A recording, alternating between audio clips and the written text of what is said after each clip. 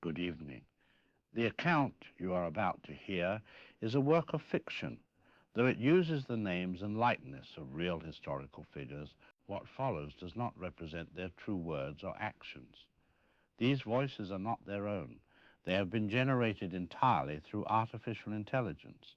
Any resemblance to actual persons, living or dead, beyond their public names is purely coincidental. What you are about to hear is not history, but an imagining of what might have been. Enjoy the show.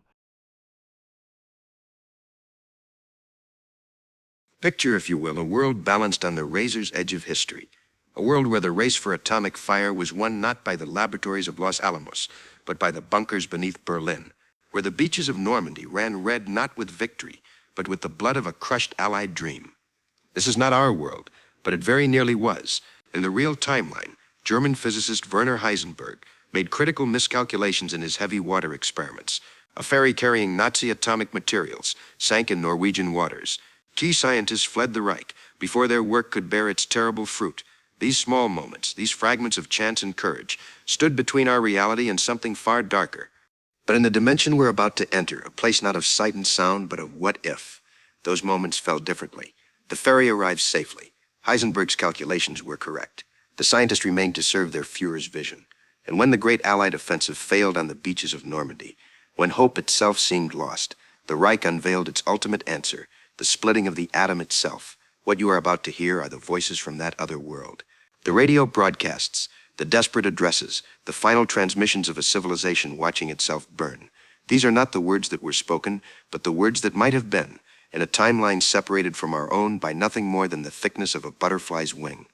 You are entering a realm where history took a different turn, where D-Day crumbled into disaster, and from that failure rose something far worse. The atomic age born not of Allied science, but of Nazi ambition. A place where hope itself became the rarest element on Earth. This is not the Twilight Zone. This is something far more chilling. This is the world we almost inherited. The date is a summer day in June 1944. The place is everywhere at once. And the question that echoes through the static of these recovered broadcasts is one that should haunt us all. How close did we really come to living in the shadow of the swastika? In the summer of 1944, the Allied forces stood poised upon the precipice of their greatest gamble.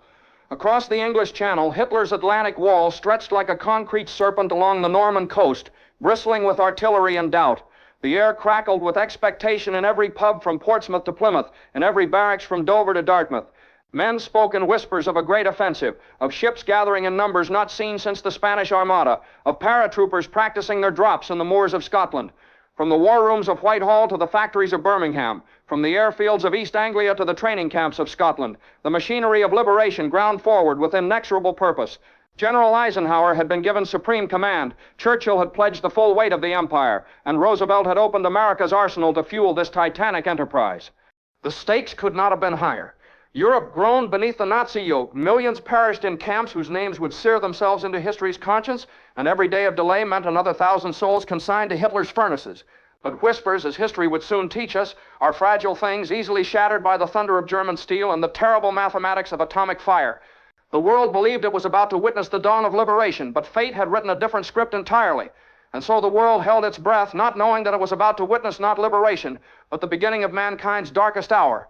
Good evening, ladies and gentlemen, and welcome to another edition of America Tonight, bringing you the news, the music, and the stories that matter most to every American home. I'm your host, Philip Marlowe, coming to you live from our studios, high above the Chrysler Building here in the heart of New York City. It's Thursday evening, friends, and we have a full program ahead. At 9 o'clock sharp, we'll bring you the latest dispatches from the war front, reports from our correspondents in the European and Pacific theaters, so stay with us, won't you? And now let's begin the evening with a little music.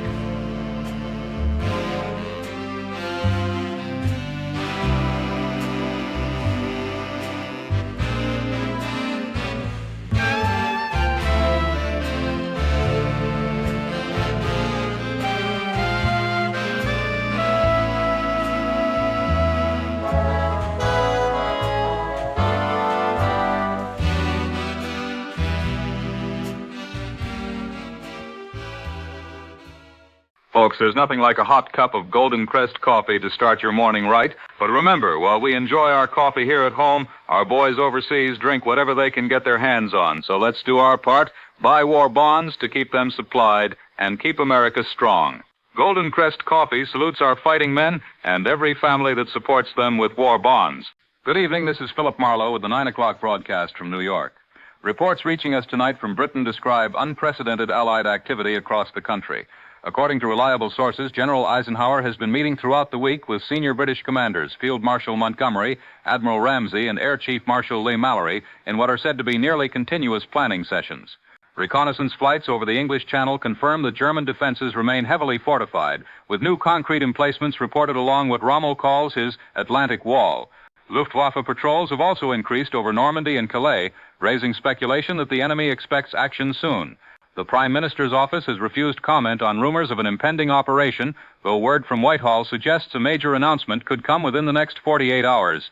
Meanwhile, across Britain tonight, churches are filled with families in prayer, and defense plants continue their round-the-clock production, as they have since the days of the Blitz. From the American side, reinforcements continue to pour into British ports in staggering numbers. Men, tanks, aircraft, and supplies crossing the Atlantic, despite U-boat attacks that claimed 17 Allied merchantmen in the last 2 weeks alone. The courage of the merchant marine remains undiminished as they sail those dangerous waters to deliver the tools of liberation. And now, for the latest from England itself, we turn to Joe Brody, reporting from Portsmouth Harbor, where the build-up goes on under cover of darkness. Philip, the scene here at Portsmouth is nothing short of extraordinary, and I've covered this war from North Africa to Sicily without witnessing anything quite like this.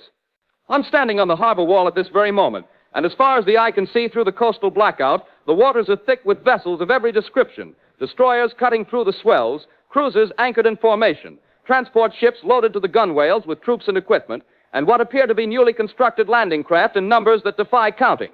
Just moments ago, I watched a convoy of American Sherman tanks rumble past, their crews looking grim and determined in the fading twilight. These are battle-hardened veterans, Philip, men who've seen action in the desert campaigns in the Italian peninsula, and there's something different about them tonight, a finality in their preparations, a sense that this is the moment they've been training for since they first put on the uniform. The air thrums constantly with the drone of aircraft overhead, squadron after squadron of RAF Spitfires and Hurricanes, American Thunderbolts and Mustangs, all heading south toward France in formations so massive they darken the sky.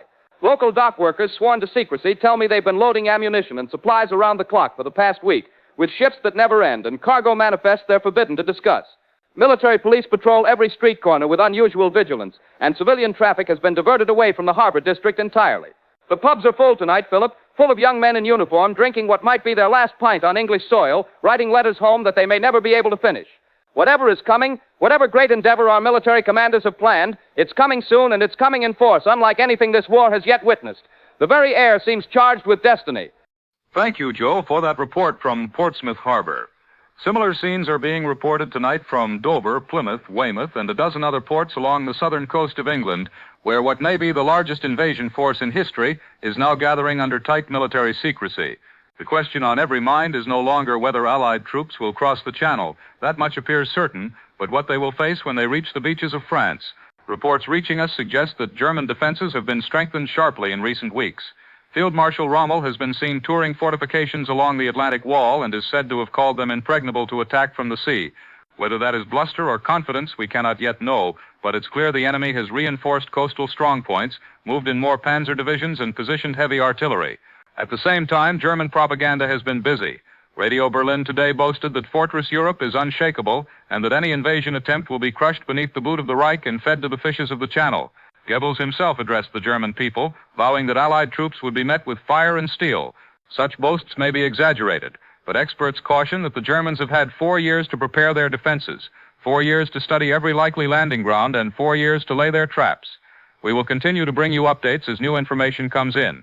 Tonight, the world watches and waits. And now we turn to the words of Prime Minister Winston Churchill, whose message to Parliament this evening is being carried across the airwaves.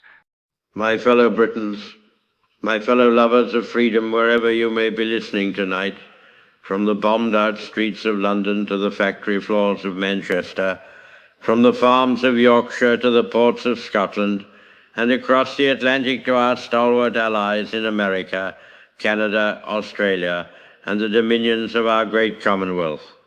For 4 long and terrible years, We have endured the fury of the Nazi war machine. We have stood alone when standing seemed impossible.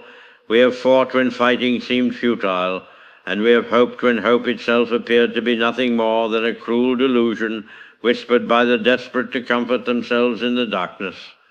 We have watched the swastika rise over Paris, over Warsaw, over Copenhagen and Oslo and Amsterdam and Brussels. We have seen jackboots march through the streets of Athens and Belgrade, heard the tramp of German armies across the steppes of Russia, witnessed the enslavement of entire nations under the heel of this monstrous tyranny. Our own cities have burned under the Luftwaffe's bombs. Our children have slept in underground stations. Our merchantmen have been torpedoed in the cruel waters of the Atlantic.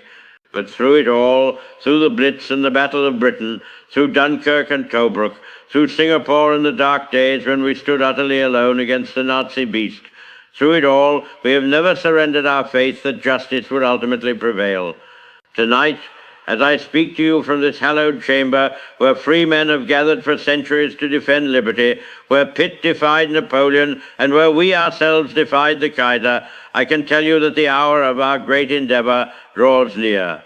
Soon, very soon, the sons of Britain, America, Canada, and the free nations of the Commonwealth will carry the fight back to the tyrant's doorstep. The greatest armada in the history of warfare is even now assembled on our shores, manned by the finest soldiers, sailors, and airmen that freedom has ever produced. We do not promise you easy victory, for the enemy is cunning and well prepared, his fortifications are strong, and his resolve born of desperation.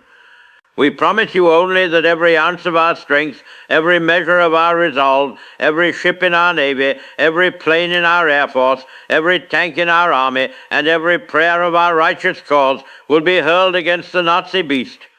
When that moment comes, when our boys step onto European soil once more, remember that they carry with them not just the hopes of our island nation, but the aspirations of every enslaved soul from Norway to Greece, from Poland to France, from the concentration camps of Germany to the labor battalions of the Ukraine. The bells of freedom will ring again across Europe, or we shall perish in the attempt.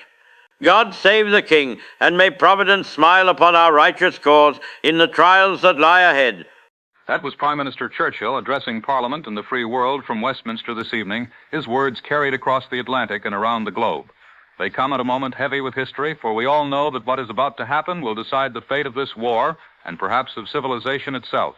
Tonight across Britain, mothers hold tight to photographs of sons already called to duty. Wives part from their husbands at crowded train stations, and children who have never known a world without rationing or sirens dare to imagine a tomorrow free of war. The great preparations move forward through the night.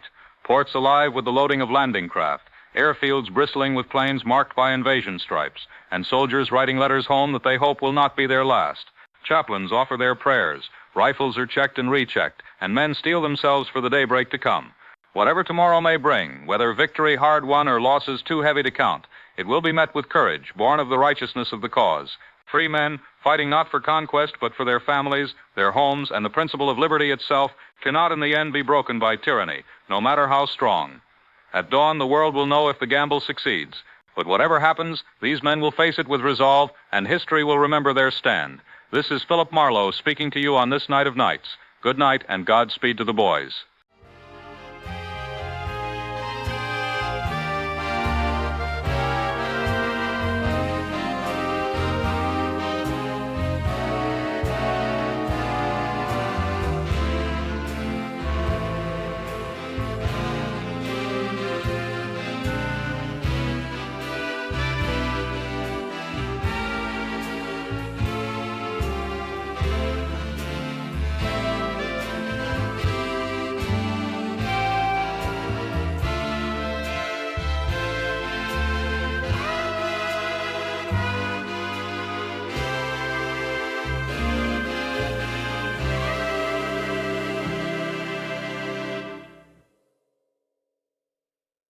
We interrupt this program to bring you an important news bulletin. This is Philip Marlowe in New York with a special bulletin. In the early hours of June 6th, Supreme Allied Commander General Dwight D. Eisenhower launched Operation Overlord, the long-awaited invasion of Nazi-occupied Europe. Reports reaching us confirm that the greatest armada in military history, more than 5,000 vessels carrying over 150,000 Allied troops, has crossed the English Channel under cover of darkness and is now engaging German defenses along the Norman coast. Naval commanders state that the pre-invasion bombardment unfolded according to plan, with Allied warships pounding enemy fortifications between 5:50 and 6:25 this morning. RAF and American Air Forces have flown more than 13,000 sorties since midnight, meeting less resistance from the Luftwaffe than expected. Paratroopers of the U.S. 82nd and 101st Airborne, along with Britain's 6th Airborne Division, were dropped behind enemy lines shortly after 1:15 a.m., with reports of key bridges and crossroads already in Allied hands, though communications remain sporadic and weather in the Channel continues to pose challenges. Prime Minister Churchill is expected to address Parliament within the hour, while President Roosevelt will speak to the American people later this evening. For now, German broadcast remains silent on the invasion, with Radio Berlin carrying regular programming despite the magnitude of what is unfolding. And now we take you overseas to our American correspondent, Joe Brody, reporting from aboard the command ship HMS Belfast, where he's been monitoring the assault and attempting to reach our forces on the beaches. Joe, can you hear us? Philip, this is Joe Brody reporting from the bridge of HMS Belfast, flagship of the Eastern Task Force, and I must tell you that what I'm witnessing defies every expectation we had for this operation.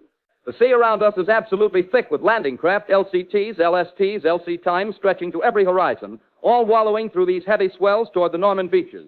The naval bombardment was unlike anything I've seen in 3 years of covering this war. The thunder of our 16-inch guns was so intense it seemed to shake the very foundations of the earth, and the shore disappeared behind walls of smoke and flame that rose hundreds of feet into the air. But, Philip, something is terribly wrong with what we're seeing through our field glasses. The German response has been far more coordinated and devastating than intelligence predicted.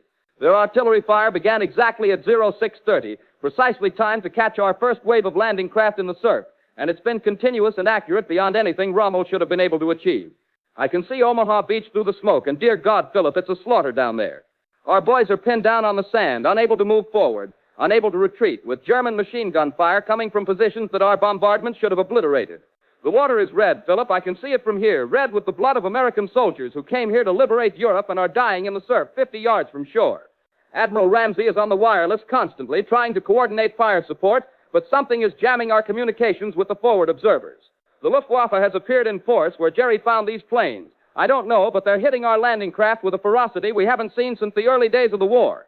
I just watched an LST take a direct hit from what looked like a rocket of some kind. The entire vessel simply disintegrated, taking 300 men with it.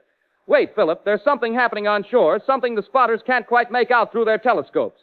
The German fire seems to be intensifying rather than slackening, as if they've got reserves we didn't know about. I can hear General Bradley on the command frequency, and his voice, Philip, his voice doesn't sound like a man who's winning a battle. Joe, we're having difficulty maintaining the connection. Can you give us your assessment of the overall situation? Are our forces establishing their beachheads according to plan? Philip, I'm afraid I have to report that the situation on all 5 beaches is far worse than anyone anticipated. Gold and Juno beaches, where the British and Canadian forces landed, are reporting similar casualties. The German resistance is organized, determined, and equipped with weapons we didn't know they possessed. Our intelligence completely underestimated the strength of their coastal defenses. I'm looking at situation reports coming in from sector commanders, and the numbers are staggering. The 29th Infantry Division at Omaha has taken 60% casualties in the first 2 hours. The Rangers at Pointe du Hoc are cut off and surrounded. And we've lost contact entirely with elements of the 4th Infantry Division at Utah Beach. But there's something else, Philip, something that doesn't make military sense. The German counterattack isn't coming from the directions our intelligence predicted. It's as if they knew exactly where we were going to land, exactly when we were coming. And they've had months to prepare not just static defenses, but mobile reserves positioned perfectly to crush each landing as it develops. Well, I can see smoke rising from what looks like burning landing craft all along the shoreline, and the naval commanders are requesting permission to evacuate the wounded, but there's nowhere to evacuate them to. Every beach is under intense fire. Every landing zone is contested. The medical corps is overwhelmed, Philip. The hospital ships are filling up faster than... Wait, there's something happening. The German artillery fire has stopped suddenly, completely stopped along the entire front. That's not normal, Philip. In every battle I've covered, when the artillery stops, it means either they're out of ammunition or they're preparing to advance. But our spotters aren't reporting any German troop movement. It's just silence. An eerie, terrible silence falling over those beaches where thousands of our boys are lying wounded or dead in the sand. Joe, stand by. We're receiving an urgent communication from the War Office. Ladies and gentlemen, we've just received word that Prime Minister Churchill has postponed his scheduled address to Parliament, and General Eisenhower's headquarters has issued a brief statement asking for the prayers of the Allied peoples for our brave forces engaged in the liberation of Europe. No details have been provided, but the tone of these official communications suggests that Operation Overlord may be encountering difficulties not anticipated in the pre-invasion planning. We're also receiving unconfirmed reports from neutral Swedish radio that German broadcasts are claiming to have decisively repulsed the Allied invasion attempt, though we cannot verify these claims at this time. What we can confirm is that the expected German propaganda response has been notably restrained. Usually, Goebbels would be on the radio immediately, boasting of German victories and mocking Allied failures. This silence from Berlin is almost more disturbing than their usual bombast. Joe, are you still with us? What's the latest from your position? Philip, I'm still here, and what I have to report will chill the blood of every listener. The silence I mentioned has been broken, but not by conventional weapons. Our forward observers are reporting explosions along the beach. Massive explosions larger than anything in our artillery arsenal, creating craters that can be seen from miles out to sea. The flash from these detonations is visible even in daylight, and the sound is like nothing I've ever heard. It's not the crack of artillery or the whistle of rockets. It's a deep rolling thunder that seems to shake the very air. Admiral Ramsey has ordered all remaining landing craft to abort their approach runs. I repeat, all landing craft have been ordered to withdraw from the beaches immediately. Medical evacuation vessels are racing toward shore under covering fire from our destroyers, but even they're taking casualties from these new German weapons. The casualty reports coming in are catastrophic, Philip. We're looking at the possibility of total failure of the entire operation. In military terms, what we're witnessing appears to be the complete collapse of Operation Overlord within 6 hours of commencement. The greatest gamble in military history appears to be ending in the greatest military disaster in Allied history. I can see officers on the command bridge with their heads in their hands, Philip. These are men who planned this operation for 2 years. Men who believed they had accounted for every contingency, every possible German response. But they never accounted for this. Whatever weapons the Germans are using, whatever defensive preparations they made that our intelligence missed, they've turned D-Day into a catastrophe that will haunt the Allied cause for generations to come. Ladies and gentlemen, we're going to continue monitoring this situation throughout the day and bring you updates as they become available from official sources. What we can tell you at this hour is that our brave servicemen are engaged in the fiercest fighting of this war along the Norman coast, facing German resistance that appears to have exceeded all expectations. We ask for your continued prayers for our forces overseas, and we urge all listeners to maintain their faith in ultimate Allied victory, regardless of the temporary setbacks that may occur in any single operation. The cause of freedom has faced dark hours before at Dunkirk, at Singapore during the darkest days of the Battle of Britain, and each time the courage and determination of free men has ultimately prevailed over tyranny. Whatever challenges our forces may be facing on the beaches of Normandy, we must remember that they fight not just for military victory, but for the sacred principles of human liberty and justice that no amount of German steel can ultimately defeat. We'll return with further updates as soon as they become available. This is Philip Marlowe reporting from London on what may prove to be one of the most significant days in the history of this war. Good day, and God be with our boys. This concludes our bulletin. We now return you to your regularly scheduled program already in progress. Attention motorists, don't risk your family's safety on worn, tired tires. Choose Starline tires, the tires that grip the road like steel. Built with our exclusive double guard treading, Starline tires mean safer stops, smoother rides, and longer mileage for your dollar. Drive with confidence. Drive with Starline. Remember, where the road goes, Starline goes farther.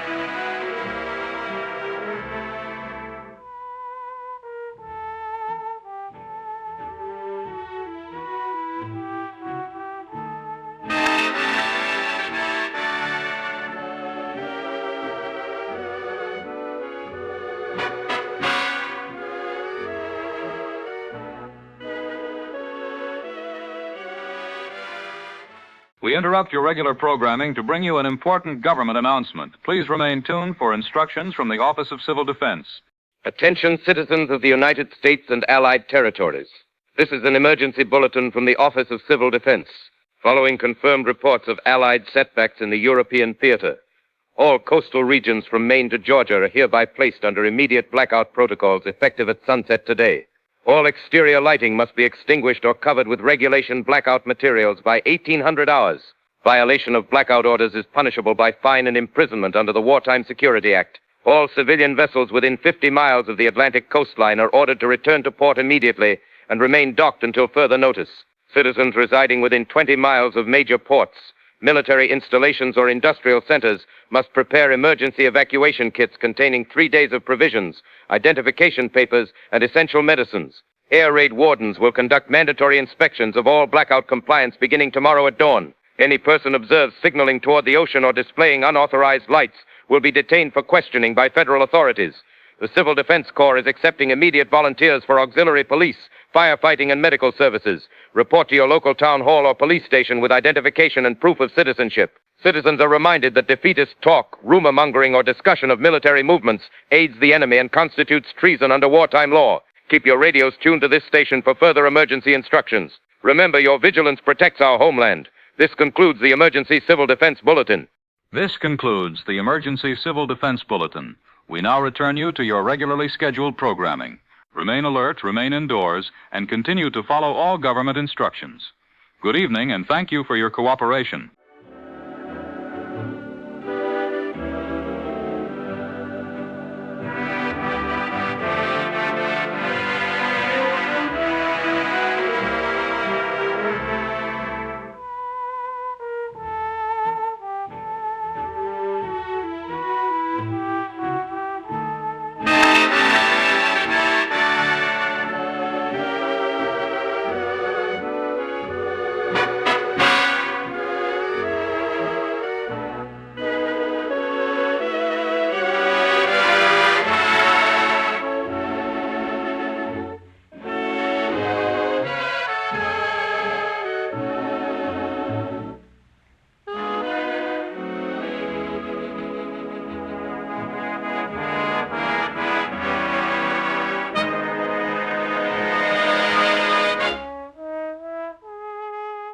Ladies and gentlemen, the President of the United States. My fellow Americans, I speak to you tonight from the White House at one of the gravest hours in our nation's history. 3 days ago, on the morning of June 6th, the combined forces of the United States, Great Britain, Canada, and the free nations of the world launched Operation Overlord, the long-awaited invasion of Nazi-occupied Europe. I had hoped to speak to you tonight of victory, of liberation, of the first great step toward the final defeat of Nazi tyranny. Instead, I must tell you of sacrifice, of courage in the face of overwhelming odds, and of a setback that, while severe, cannot and will not deter us from our ultimate purpose. The reports from Normandy are heartbreaking. Our brave sons, American boys from farms in Iowa and factories in Detroit, waded ashore onto those French beaches knowing full well the dangers that awaited them. They faced German defenses that exceeded every estimate of our military planners. The casualties have been severe, my friends, far more severe than we had prepared the American people to accept. Thousands of our finest young men now lie buried in the sands of Normandy. But let me be clear about what happened on those beaches. Our forces did not fail because they lacked courage. No soldiers in the history of warfare have shown greater bravery. They did not fail because their equipment was inadequate or their training insufficient.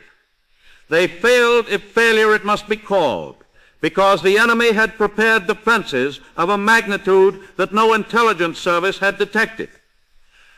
I know that many of you tonight are asking whether this setback means the war in Europe is lost, whether Nazi Germany has proven itself invincible. To those questions I answer with the same determination that carried us through Pearl Harbor, through Bataan, through the dark days when Britain stood alone. This war is not lost. Nazi Germany is not invincible. The cause of human freedom will not perish because one military operation did not achieve its objectives. We have suffered setbacks before, grievous setbacks that tested our resolve. At Pearl Harbor, the Japanese sunk 18 of our warships in a single morning. Yet we rebuilt our Pacific fleet. In the Philippines, General MacArthur was forced to retreat. Yet we regrouped and began our island-hopping campaign. In North Africa, Rommel handed us defeats at Kasserine Pass. Yet we learned and ultimately drove the Africa Corps from the continent entirely.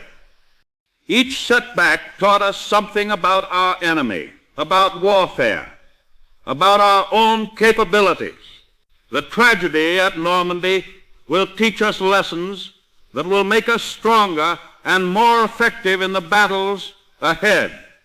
Let me speak directly to the mothers and fathers, the wives and sweethearts of those brave Americans who fell on the beaches of Normandy. Your boys did not die in vain. They died defending the principles that make life worth living, the freedoms that make democracy precious, the hope that future generations might live without fear of dictators. Their sacrifice has meaning that extends far beyond one military operation. They died so that Nazi Germany would know that the United States will not be deterred by one defeat from pursuing our war aims to their ultimate conclusion. To our allies, to Prime Minister Churchill and the British people, to the peoples of the Soviet Union, to resistance fighters throughout occupied Europe, I say that America's commitment to victory remains absolute and unshakable. One failed invasion does not alter the fundamental mathematics of this war. The industrial might of the United States continues to grow stronger every month. Our armed forces represent the largest and best equipped military in American history. Every day this conflict continues. Germany grows weaker while America grows stronger. Tonight, I am announcing measures to ensure that the setback at Normandy becomes the foundation for ultimate victory. I have ordered the immediate acceleration of our military production with emphasis on new weapons systems. I have directed the War Department to increase our armed forces by an additional 2 million men. I have instructed our diplomatic corps to strengthen our alliances with Britain, the Soviet Union, and the other United Nations. My fellow Americans, we stand at a crossroads that will determine not only the outcome of this war, but the kind of world our children will inherit. We can treat the failure at Normandy as a lesson in our enemy's determination, a challenge that will make us stronger rather than weaker. The American people have never shrunk from difficulty when the cause was just, have never counted the cost when freedom was at stake. The road ahead will be longer than we had hoped. The casualties will be higher, the battles more savage. But we did not flinch at Yorktown, we did not retreat at Antietam, we did not surrender at the Argonne, and we will not be defeated by this temporary setback. To the American people I say, maintain your faith in our armed forces and support your government's war effort. To our enemies I say, you have won a battle, but you have not won the war. The United States will return to Europe with forces that will make your Atlantic wall seem like a child's sandcastle before the incoming tide. To our allies and the enslaved peoples of Europe, America has not forgotten you. The flame of freedom still burns brightly in the United States of America, and that flame will ultimately kindle the liberation of all mankind from the darkness of totalitarian oppression. Good night, and may God bless the United States of America. We now return you to your regularly scheduled program, already in progress. Our soldiers give blood, our workers give sweat. And what can we give? We can give our dollars. Buy war bonds, your investment in freedom. Don't wait, don't hesitate. Put your dollars to work for victory today.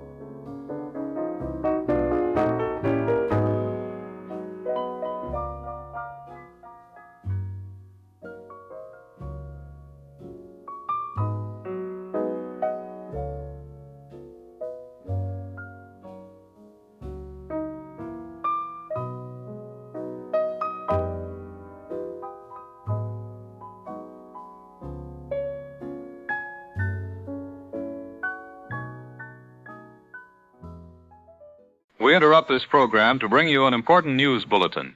This is Philip Marlowe in Washington with an urgent report.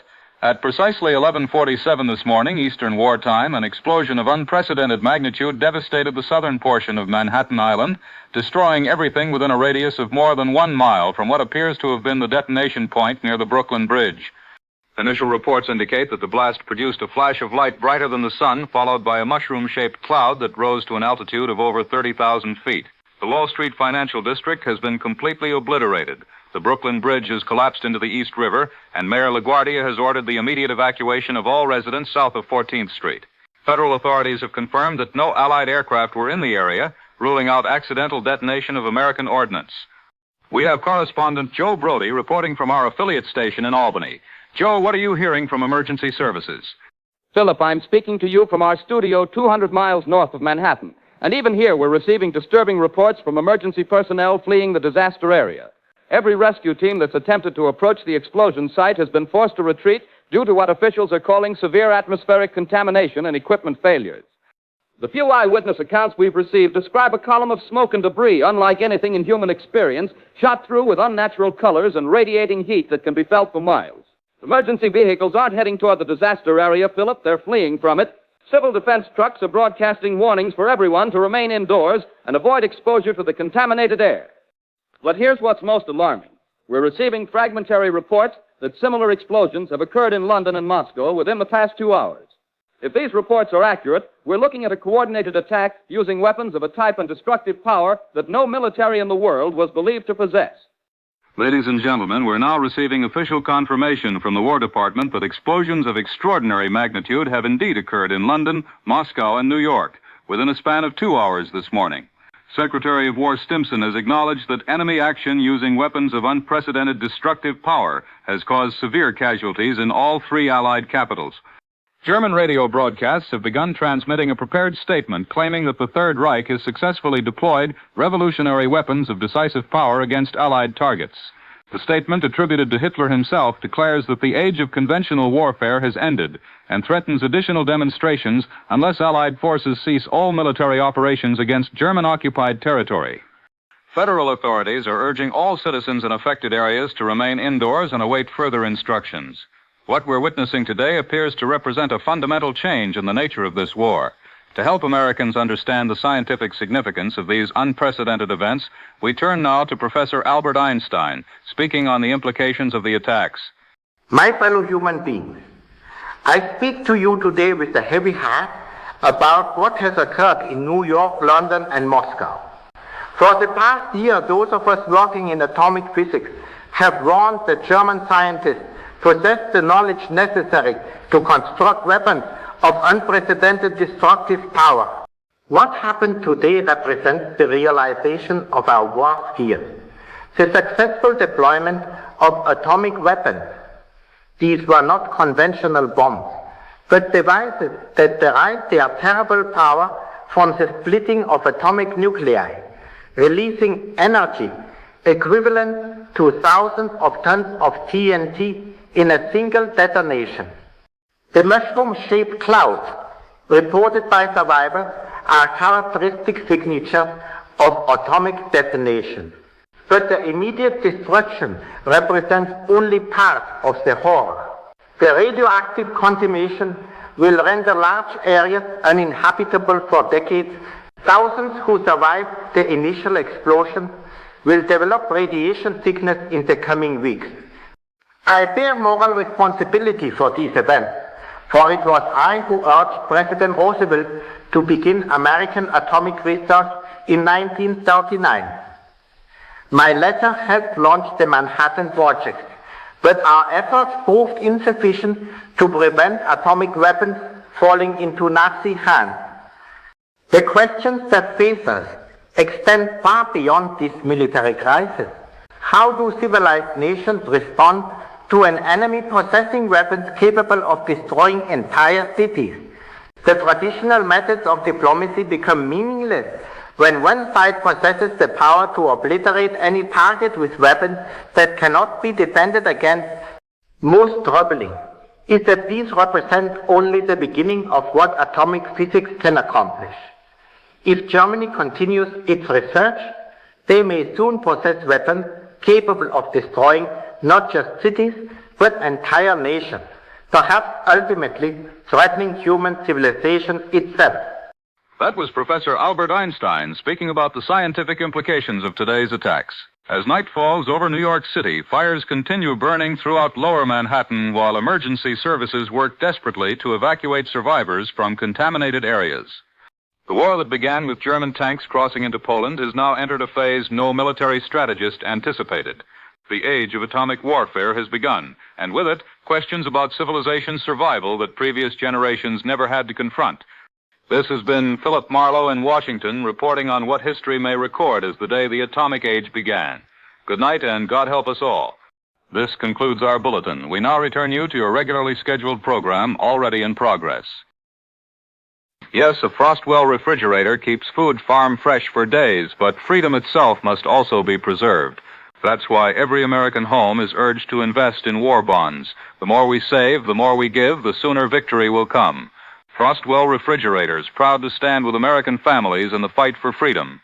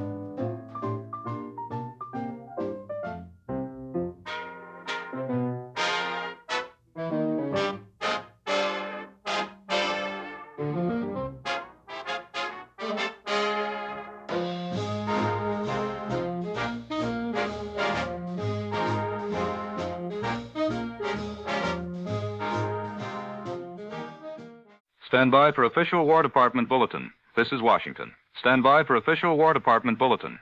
This is the United States War Department with an official military bulletin. The Secretary of War has authorized the release of the following casualty reports from Atlantic theater operations. Naval Command confirms the loss of destroyer USS Maddox with all hands while conducting reconnaissance operations off the Long Island coast at 0430 hours this morning.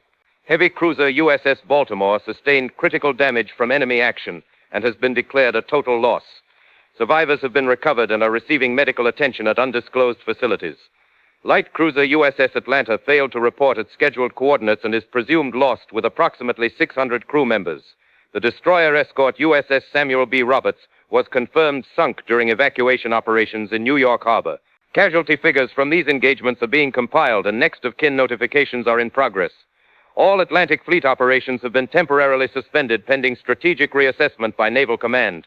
The War Department emphasizes that these losses, while regrettable, do not materially affect our overall naval capabilities in either the Atlantic or Pacific theaters.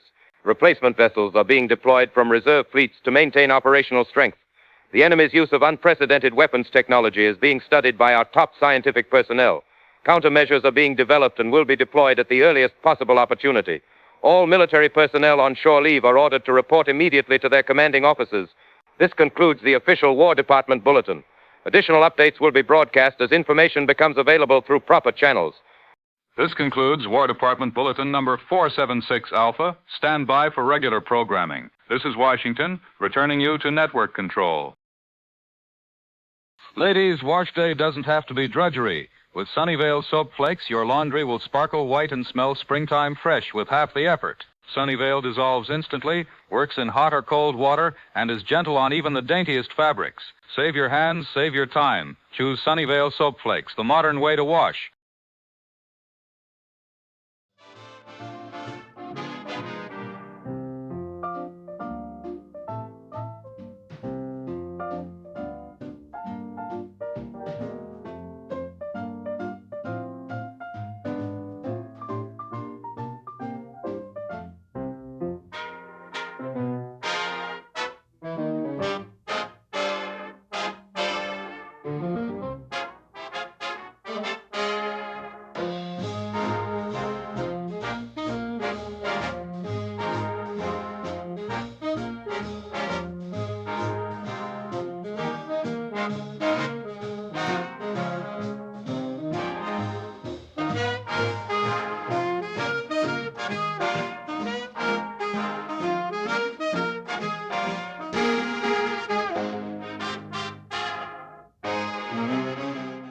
This is London calling. The Prime Minister, the Right Honourable Winston Churchill.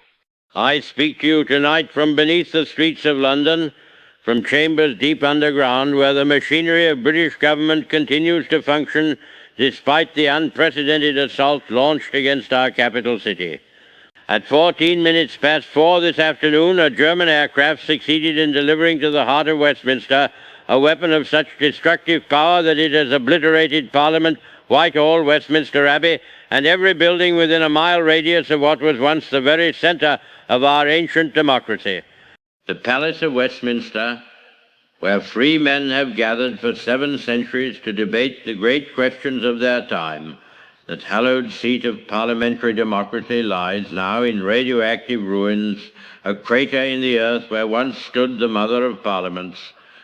But let the Nazi leadership in Berlin understand this above all else. They have destroyed buildings of stone and mortar, but they have not destroyed the British spirit. They have not killed British resolve, and they have not conquered the British Empire. We are not dead. We are not defeated. We are not intimidated by their atomic demonstration, however terrible its immediate effects. From these underground chambers, I declare to Adolf Hitler and his criminal regime that Britain will never surrender. Britain will never negotiate from a position of weakness, and Britain will never accept a peace that leaves Nazi Germany in possession of atomic weapons with which to terrorize the civilized world.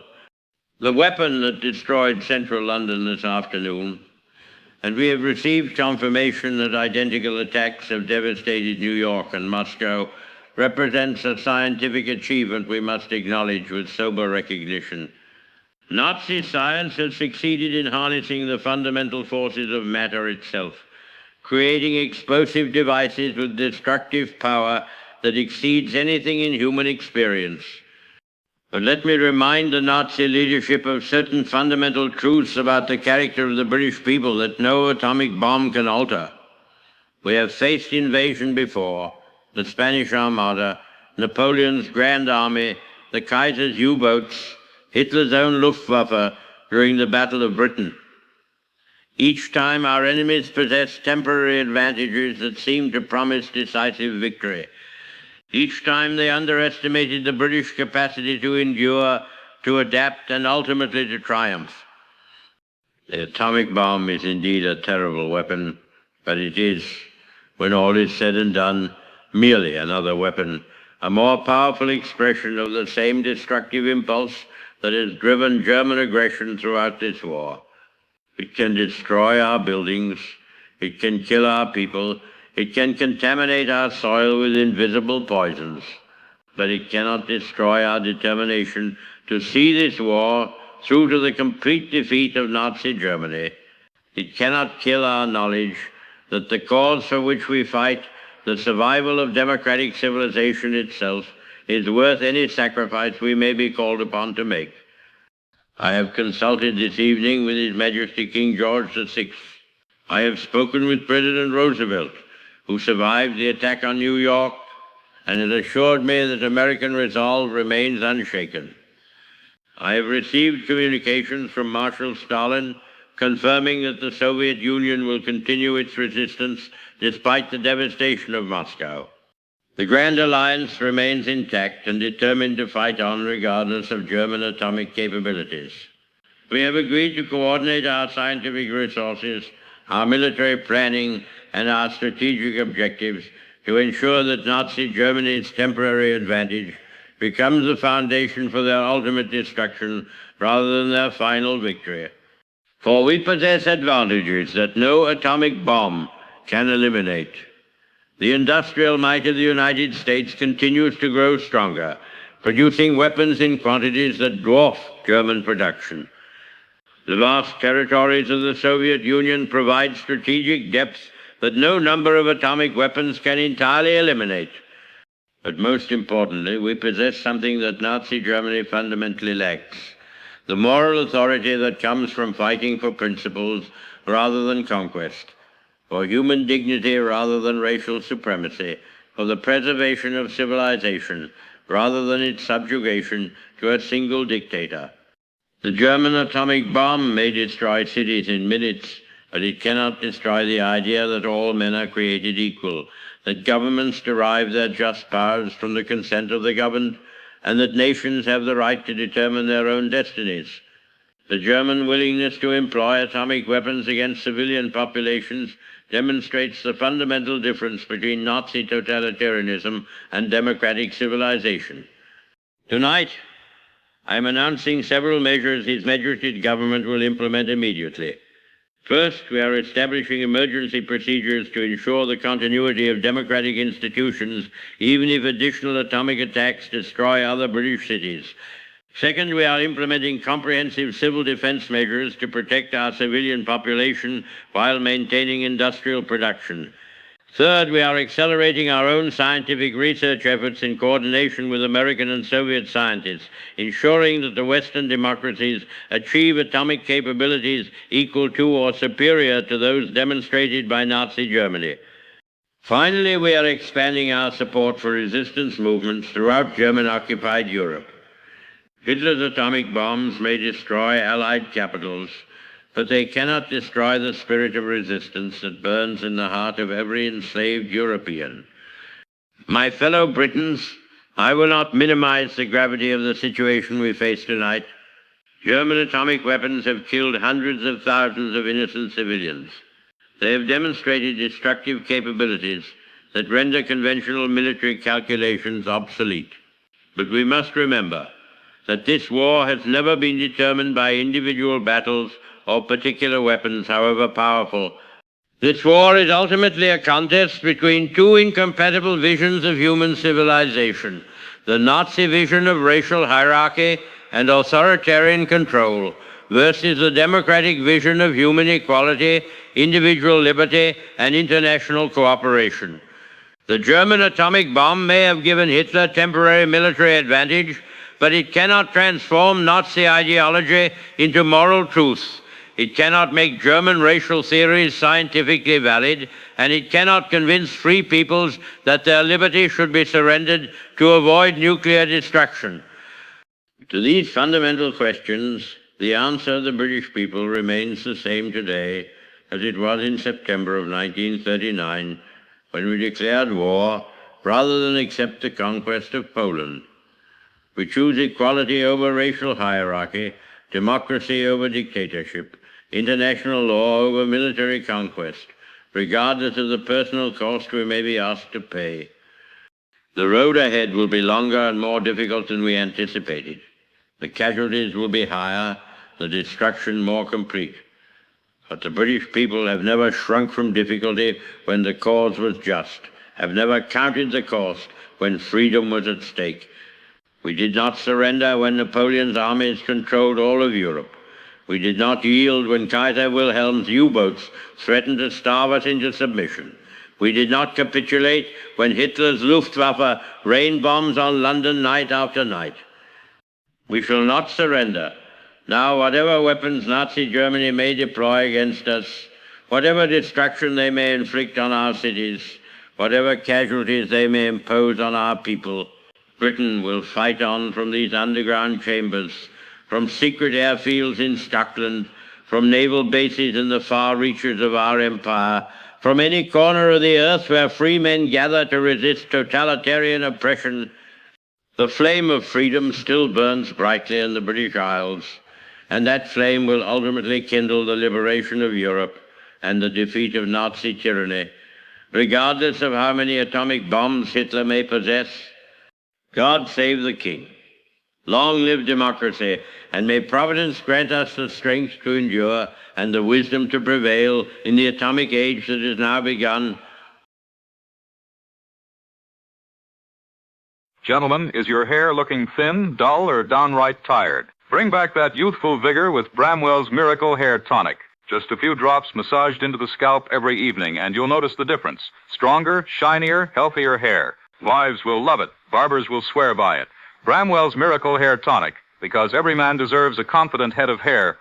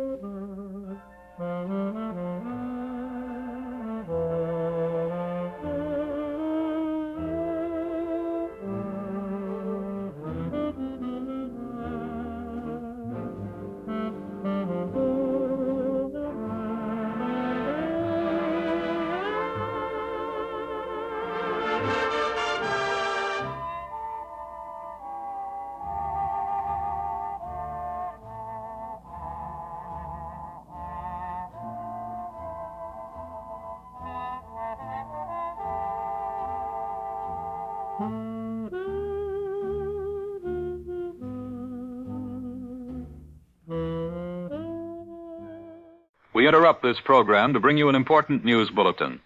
This is Philip Marlowe with the morning report from our temporary studios in Pittsburgh, where we have relocated for safety concerns. Federal authorities have now confirmed that the death toll from the atomic bombing of Manhattan has exceeded 200,000 casualties, with additional tens of thousands suffering from radiation exposure that medical experts warn may prove fatal in the coming weeks and months. The entire southern portion of Manhattan Island remains cordoned off by military units equipped with protective gear, while decontamination efforts continue under the supervision of scientists rushed to the scene from laboratories throughout the United States. Similar reports are emerging from London, where the destruction of Westminster and the surrounding government district has claimed an estimated 150,000 British lives, including dozens of members of Parliament who were in session when the atomic device detonated.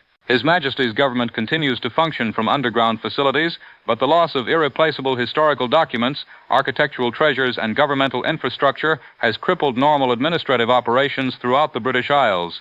From Moscow, reports remain fragmentary due to the disruption of communication systems, but neutral Swedish radio sources suggest that casualties in the Soviet capital may exceed those in New York and London combined, with entire government districts obliterated and key Communist Party leadership either killed or missing. Marshal Stalin's whereabouts remain unknown, though Soviet radio continues to broadcast defiant messages claiming that the Red Army will fight on despite the atomic attack on their capital.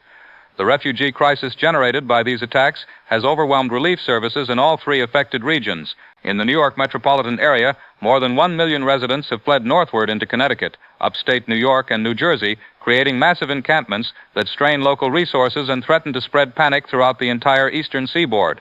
Similar evacuations are underway around London and Moscow, with millions of civilians abandoning their homes rather than risk exposure to radioactive contamination that scientists warn may linger in the soil, water, and air for years to come. Philip, I'm standing in what used to be a high school gymnasium here in Albany, now converted into an emergency shelter housing nearly 2,000 refugees from the New York bombing, and the stories these people tell are almost beyond human comprehension. I've just spoken with Mrs. Dorothy Henderson, a school teacher from Brooklyn, who was conducting classes when the flash occurred. She describes a light brighter than lightning that turned the entire sky white, followed by a heat wave so intense that windows throughout her building shattered instantaneously. She managed to evacuate her students to the basement, but when they emerged hours later, the familiar skyline of Manhattan had simply vanished, replaced by a towering column of radioactive smoke that blocked out the sun for the rest of the day. The psychological trauma among these survivors is as devastating as their physical injuries. These are people who watched their entire world disappear in a matter of seconds. Office buildings where they worked for decades reduced to radioactive rubble. Neighborhoods where they raised their children transformed into contaminated wasteland. Family members and friends simply vaporized by atomic fire that left no trace behind except shadows burned into concrete walls. Dr. Patricia Williams from Bellevue Hospital, who was working in Manhattan when the bomb detonated, tells me that the medical crisis is unlike anything American medicine has ever confronted. Traditional treatments for burns, trauma, and shock proved completely ineffective against radiation sickness, while the symptoms, nausea, hair loss, internal bleeding, immune system collapse follow patterns that no American physician had previously encountered. She estimates that thousands of apparent survivors will die in the coming months from radiation exposure, turning what already appears to be the greatest disaster in American history into an ongoing catastrophe that may claim victims for years to come. But perhaps most disturbing of all, Philip, is the complete breakdown of confidence in Allied military capabilities that I'm witnessing among these refugees. These are patriotic Americans, people who bought war bonds, sent their sons to fight in Europe and the Pacific, believed wholeheartedly in ultimate Allied victory. Now they're asking questions that no one seems able to answer. If the Germans can destroy New York with a single bomb, what's to prevent them from obliterating Washington, Chicago, Detroit, every major American city? If our intelligence services failed to detect German atomic capabilities, what other surprise weapons might Hitler have in preparation? If our military leaders couldn't protect Manhattan, how can they protect any American community from similar attacks? Joe, we're receiving reports that similar scenes are being repeated in refugee centers throughout Britain and, according to neutral sources, in the Soviet Union as well. The scale of the displacement appears to exceed anything seen since the early days of the German invasion of Russia. Meanwhile, stock markets throughout the neutral nations have collapsed as investors attempt to assess the implications of German atomic capabilities for the ultimate outcome of the war. The London Stock Exchange remains closed indefinitely due to the destruction of the financial district, while trading on the New York Stock Exchange, which has relocated to temporary facilities in Philadelphia, has been suspended after massive sell-offs that threatened to bankrupt major corporations overnight. Perhaps more significantly, we're receiving reports from neutral capitals, Stockholm, Zurich, Buenos Aires, that German diplomatic representatives have begun what they term peace overtures, suggesting that the Reich government is prepared to negotiate an end to hostilities provided that Allied forces cease all offensive operations against German-controlled territory. These overtures, delivered through intermediaries to avoid direct diplomatic contact, reportedly emphasize that Germany's atomic capabilities make continued Allied resistance futile and unnecessarily destructive to civilian populations throughout the world. The German proposal, as described by neutral observers, would establish what Berlin terms spheres of influence that would essentially recognize Nazi control over continental Europe, German dominance in the Atlantic, and Japanese supremacy in the Pacific, while guaranteeing the territorial integrity of the United States, the British Commonwealth, and remaining Soviet territories. In exchange, German officials suggest they would refrain from further atomic attacks, provided that Allied forces immediately cease all military operations against Axis territory and withdraw to defensive positions around their remaining homeland territories. Philip, that proposal is exactly what refugees here are talking about, and the conversations I'm overhearing are deeply troubling for anyone who believes in continued Allied resistance. These are ordinary Americans, factory workers, shop owners, teachers, clerks, who have always supported the war effort without question. But they're now asking whether President Roosevelt should seriously consider German peace terms rather than risk additional atomic attacks on American cities. I've heard refugees arguing that no military objective is worth the complete destruction of New York, Chicago, and Los Angeles. That perhaps the time has come to acknowledge that Nazi atomic weapons have fundamentally changed the strategic balance and made continued warfare too dangerous for civilian populations. Mrs. Sarah Goldman, who lost her husband and 2 children in the Manhattan bombing, told me this morning that she would rather live under German occupation than watch additional American cities turned into radioactive wastelands. Mr. James Sullivan, a defense worker from Brooklyn, said he could no longer support sending American soldiers overseas to fight Germans when Hitler possesses weapons capable of obliterating any American city he chooses. These aren't cowards or Nazi sympathizers, Philip. These are Americans who have already sacrificed more than any previous generation for the cause of freedom. But they're now confronting the possibility that continued resistance might result in the complete annihilation of American civilization rather than eventual victory over fascism. The German peace proposal may be a cynical attempt to exploit Allied desperation, but it's finding a receptive audience among people who have witnessed firsthand what atomic weapons can accomplish in the hands of a ruthless enemy. What's most disturbing is the complete loss of confidence in our military leadership. These refugees trusted Eisenhower, Marshall, and Roosevelt to protect American cities from enemy attack. Now they're wondering whether our commanders have any strategy for defending against atomic weapons, whether our scientists can develop countermeasures, whether our intelligence services can even detect preparations for future attacks. The faith that sustained American morale through Pearl Harbor, through the early defeats in the Pacific, through the Normandy disaster, has been shattered by the realization that German science has given Hitler weapons against which traditional military defenses appear powerless.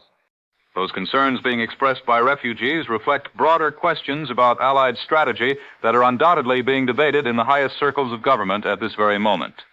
The White House has announced that President Roosevelt will address the nation tomorrow evening, while Prime Minister Churchill has scheduled a broadcast to the Commonwealth and Empire for the same time period. Military censorship prevents us from reporting details about emergency meetings that are certainly taking place among Allied leadership, but the gravity of the situation requires no official confirmation. What we can report is that German radio broadcasts have intensified their propaganda efforts since the atomic attacks, with Joseph Goebbels personally delivering twice daily addresses to the world, emphasizing that Nazi Germany now possesses weapons of such power that continued Allied resistance serves only to prolong unnecessary suffering. Radio Berlin has begun broadcasting in multiple languages, English, French, Russian, Spanish, Portuguese, carrying the same basic message that atomic weapons have rendered conventional warfare obsolete and that wise Allied leadership should negotiate an end to hostilities while their remaining cities and populations can still be preserved. These broadcasts, monitored by our intelligence services, consistently emphasize that Germany has additional atomic weapons in preparation and the industrial capacity to produce them in whatever quantities necessary to achieve final victory. More ominously, German propaganda has begun claiming that their atomic technology represents only the first stage of revolutionary weapons development, hinting at even more destructive devices that could be deployed if Allied resistance continues. We turn now to Dr. Robert Oppenheimer of the Manhattan Project, speaking from a secure location about the scientific implications of German atomic capabilities. My fellow Americans, I speak to you today as one of the scientists responsible for our own atomic weapons program, and I must tell you honestly that what has occurred in New York, London, and Moscow represents a scientific achievement that our German colleagues have accomplished months, perhaps years, before we anticipated it was possible. The Manhattan Project has been working since 1942 to develop atomic weapons for the United States, and our calculations suggested that the first American atomic bomb would not be available until late 1945 at the earliest. German scientists, working under the direction of Werner Heisenberg and Kurt Diebner, have clearly solved critical problems in uranium enrichment and weapons design that continue to challenge our research teams at Los Alamos, Oak Ridge, and Hanford. The destructive power demonstrated by the German atomic bombs, equivalent to approximately 15,000 tons of TNT in a single device, confirms theoretical calculations that many of our scientists had hoped would prove incorrect. Nuclear weapons represent a fundamental change in the nature of warfare, capable of destroying entire city centers with individual explosions and creating radioactive contamination that renders large areas uninhabitable for decades to come. But I must address directly the question that every American is asking tonight: can we develop countermeasures against German atomic weapons? And can American science produce nuclear devices that will restore the strategic balance between Allied and Axis forces? The answer to the first question is unfortunately no. There is no effective defense against atomic weapons delivered by aircraft or other conventional means. The explosions occur too rapidly, release too much energy, and create too much destruction for any conceivable protective measures to significantly reduce civilian casualties. The answer to the second question is more hopeful, but requires time that we may not have. American atomic research has made significant progress in recent months, and I believe we can produce our first nuclear weapon within 12 to 18 months if we receive unlimited resources and complete government support. However, this time frame assumes that German atomic attacks do not disrupt our research facilities, our uranium supplies, or the industrial infrastructure that supports our scientific work. More troubling is the possibility that German atomic capabilities may extend beyond the weapons they have already used. Our intelligence suggests that Nazi scientists are investigating hydrogen fusion reactions that could produce weapons hundreds of times more powerful than the uranium bombs used against our cities. If German research succeeds in developing thermonuclear weapons before American science achieves basic atomic capabilities, we may face an enemy armed with devices capable of destroying entire states rather than individual cities. I must speak frankly about the moral implications of the atomic age that has now begun. Nuclear weapons represent power so terrible that their use against civilian populations constitutes a crime against humanity itself, regardless of military necessity or strategic advantage. The German willingness to employ atomic bombs against New York, London, and Moscow demonstrates a callous disregard for human life that places Nazi science outside the bounds of civilized conduct. But if American survival requires the development of our own nuclear arsenal, we must be prepared to enter this new era of warfare while maintaining the ethical standards that distinguish democratic societies from totalitarian regimes.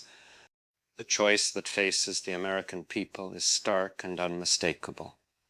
We can attempt to negotiate some accommodation with Nazi Germany, accepting their terms for ending the war, and hoping that they will refrain from additional atomic attacks in exchange for Allied submission to their demands.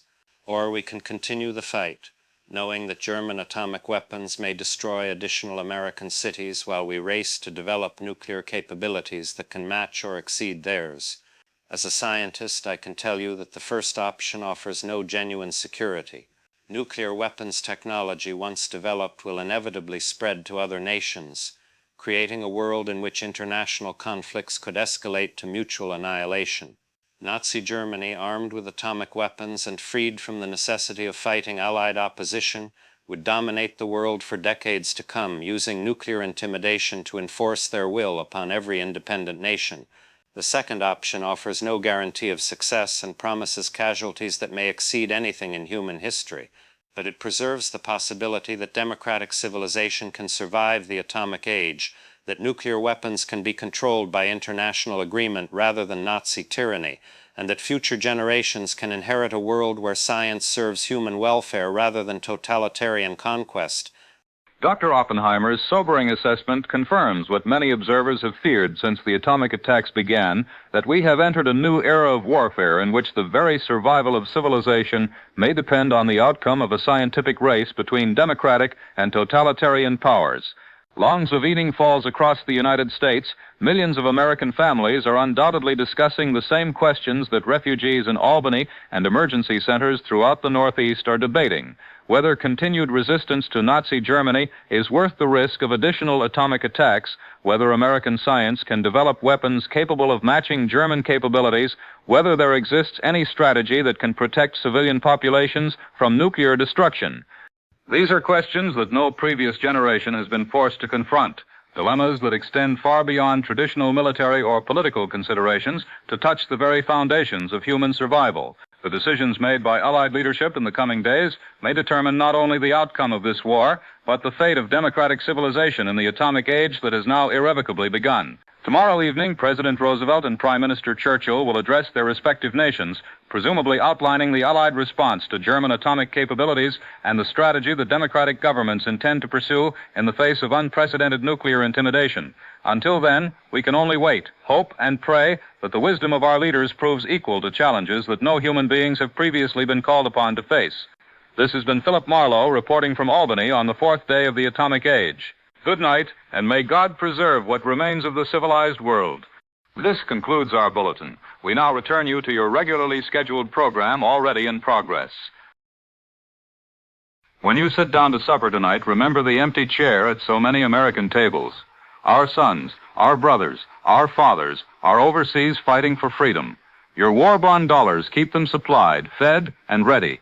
Let's not fail them. Buy an extra bond this week.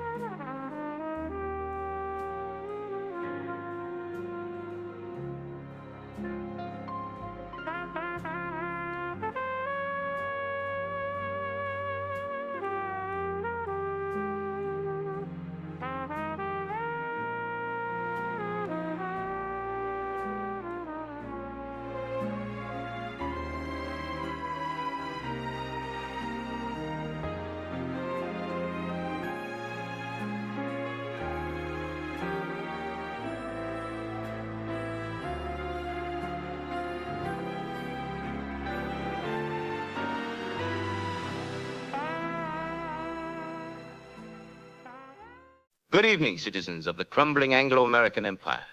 This is the voice of the new Europe speaking to you from the heart of the greater German Reich. We interrupt your regularly scheduled programming of lies, propaganda, and false hope to bring you the unvarnished truth your leaders dare not speak. At this very hour, the great cities of London, New York, and Moscow burn in a single simultaneous display of German scientific and military supremacy. Your vaunted British Empire, which once boasted that the sun never set upon its territories, now finds that the sun has set forever upon its pretensions to world dominance. New York, the crown jewel of American ambition, lies in ruins, its skyscrapers reduced to ash and twisted steel. Moscow, the heart of communist power, has been erased from the map, its streets silenced and its leaders annihilated. London, long celebrated as a beacon of Western civilization, now glows under the fury of atomic fire, the illusions of imperial resilience destroyed in a single merciless strike. The Anglo-American alliance, proud in rhetoric but fragile in reality, has been shattered. Its armies defeated, its governments humiliated, its populations at the mercy of forces they cannot comprehend, let alone resist. Let this broadcast serve as undeniable proof that resistance is futile. Compliance may spare life, defiance ensures annihilation. The age of democratic illusions has ended. The new reality is absolute. German power, German science, and German authority now dictate the future of the world. Yet still your politicians speak of fighting on, of never surrendering, while their own capitals burn around them. How many more cities must be reduced to radioactive ash before you understand that the Reich offers you peace through strength?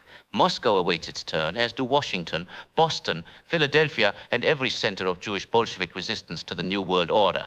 Lay down your arms, accept the inevitable, and perhaps your remaining children may see another sunrise. The choice, as always, remains yours. This has been the voice of truth, broadcasting to a world that will soon know only German peace.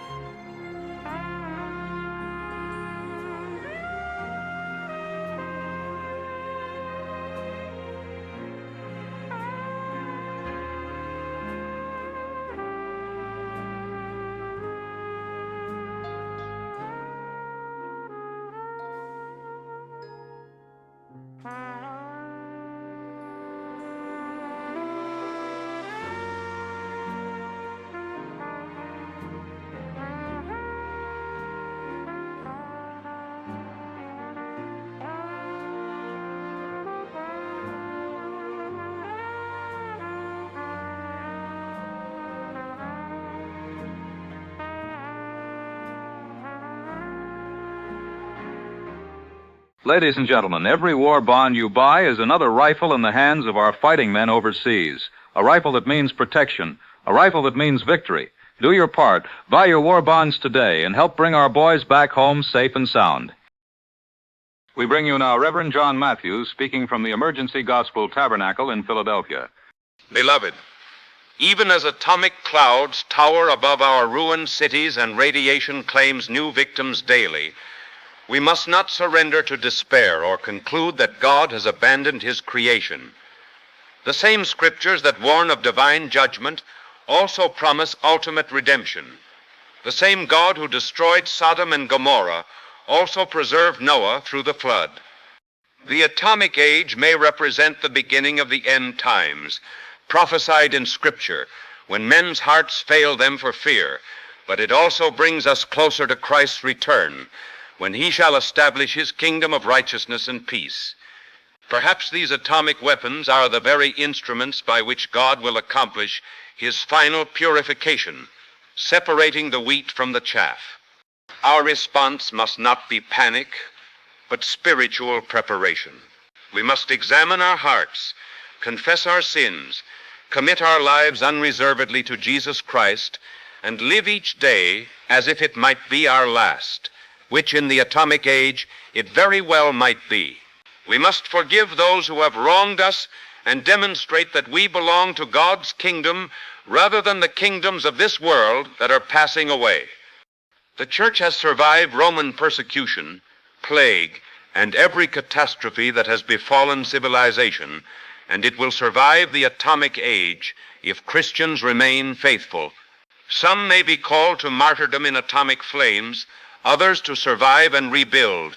All must intercede for our leaders. Pray for our enemies, and pray for revival, a great spiritual awakening that will turn hearts to Christ before atomic warfare reduces civilization to ash. Only spiritual transformation can provide the moral foundation for controlling atomic weapons. Only the love of Christ can overcome the hatred driving nations to develop nuclear devices. Only the fear of God can restrain human pride from unleashing forces that could destroy all life on earth.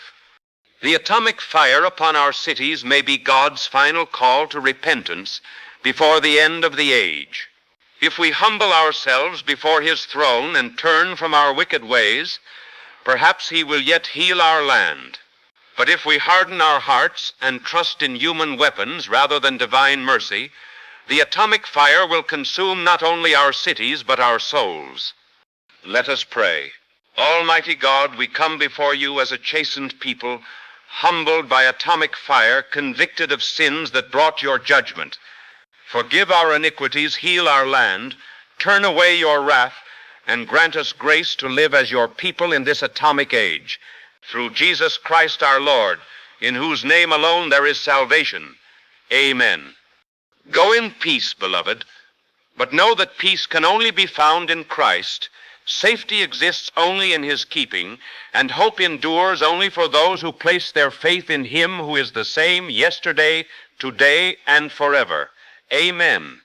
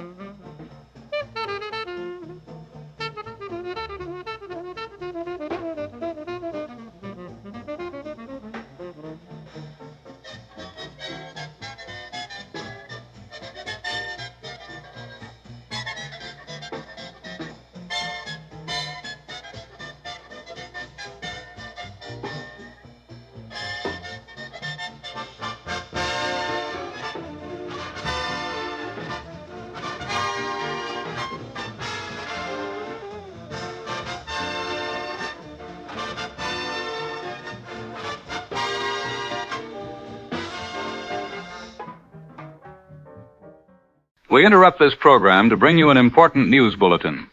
This is Philip Marlowe with a special bulletin from our emergency studios in Pittsburgh. Reports reaching us through neutral Swedish radio sources confirm that German forces have launched a massive offensive along the entire Eastern Front, taking advantage of the collapse of Soviet command structure following the atomic destruction of Moscow. Wehrmacht armies have broken through Red Army lines at multiple points, with German armored divisions advancing rapidly toward Leningrad, Kiev, and Stalingrad, in what appears to be the largest military operation since the original invasion of Russia in 1941. The situation for Soviet forces appears catastrophic. Without effective command coordination from Moscow, Red Army units have been fighting isolated battles against German advances that seem to penetrate deeper into Soviet territory with each passing day.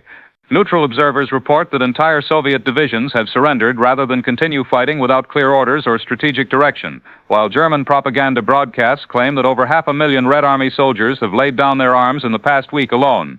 Perhaps more significantly for the global strategic situation, we're receiving unconfirmed reports that German atomic weapons have been used again, this time against military targets on the Eastern Front. Swedish radio sources, monitoring German and Soviet communications, report massive explosions consistent with atomic detonations occurring near the cities of Kursk and Kharkov, apparently targeting major Red Army concentrations that were attempting to establish defensive positions against the German advance. If these reports prove accurate, it would represent the first use of atomic weapons against purely military targets rather than civilian population centers, suggesting that Nazi Germany has developed sufficient atomic capabilities to employ atomic devices tactically on the battlefield rather than reserving them solely for strategic intimidation of enemy cities. The implications for conventional warfare are staggering. No army in the world could withstand atomic bombardment of its troop concentrations, supply depots, and communication centers. We go now to our correspondent Joe Brody, reporting from the Finnish border where he has been monitoring the situation in the Soviet Union. Philip, what I'm witnessing from this observation point near the Finnish-Soviet border defies everything we thought we knew about the capabilities of the Red Army and the resilience of the Soviet war effort. For 3 years, we've watched Soviet forces absorb casualties that would have broken any other military in history, then regroup, counterattack, and slowly push German armies back toward their original positions. Even after catastrophic defeats at Kiev, Minsk, and dozens of other battles, the Red Army always seemed to find new reserves, new commanders, new strategies that allowed them to continue fighting despite losses that exceeded anything in military history. That resilience appears to have been completely shattered by the atomic destruction of Moscow and what our sources now confirm were additional atomic attacks against Red Army concentrations near Kursk and Kharkov. Finnish military observers monitoring Soviet radio communications report complete breakdown in command structure throughout the Red Army, with individual unit commanders requesting permission to surrender rather than face the possibility of atomic bombardment. The stream of Soviet refugees crossing into Finland has increased dramatically in the past 48 hours. Not just civilian evacuees fleeing the war zones, but military personnel, government officials, and Communist Party members who apparently believe that continued resistance is futile now that Germany possesses tactical atomic weapons that can obliterate entire Army Corps with single explosions. These refugees describe scenes of panic and demoralization throughout Soviet territory that exceed anything witnessed during the darkest days of the German invasion in 1941. Colonel Dmitry Volkov, a Red Army staff officer who crossed into Finland yesterday, told me through interpreters that Soviet forces received specific orders to avoid concentrating more than battalion strength in any single location, to abandon prepared defensive positions if they appeared vulnerable to atomic attack, and to retreat toward the Ural Mountains rather than attempt to hold territory that could be obliterated by German nuclear weapons. Such orders essentially concede the impossibility of conventional defense against an enemy armed with atomic weapons, representing a fundamental admission that the Red Army can no longer fight the war using traditional military methods. But perhaps most disturbing of all, Philip, are reports that Marshal Stalin himself may have been killed in the atomic attack on Moscow, though Soviet radio continues to broadcast statements attributed to him that may actually be recordings or impersonations designed to maintain the appearance of government continuity. Several high-ranking Soviet officials who have reached Finland claim that the Communist Party leadership was meeting in the Kremlin when the atomic bomb detonated, potentially eliminating the entire Soviet command structure in a single explosion. Joe, those reports of Stalin's death, if confirmed, would represent perhaps the most significant development in this war since the atomic attacks began. Meanwhile, we're receiving similar reports from the Pacific Theater, where Japanese forces appear to be taking advantage of American withdrawals to launch new offensives throughout the region.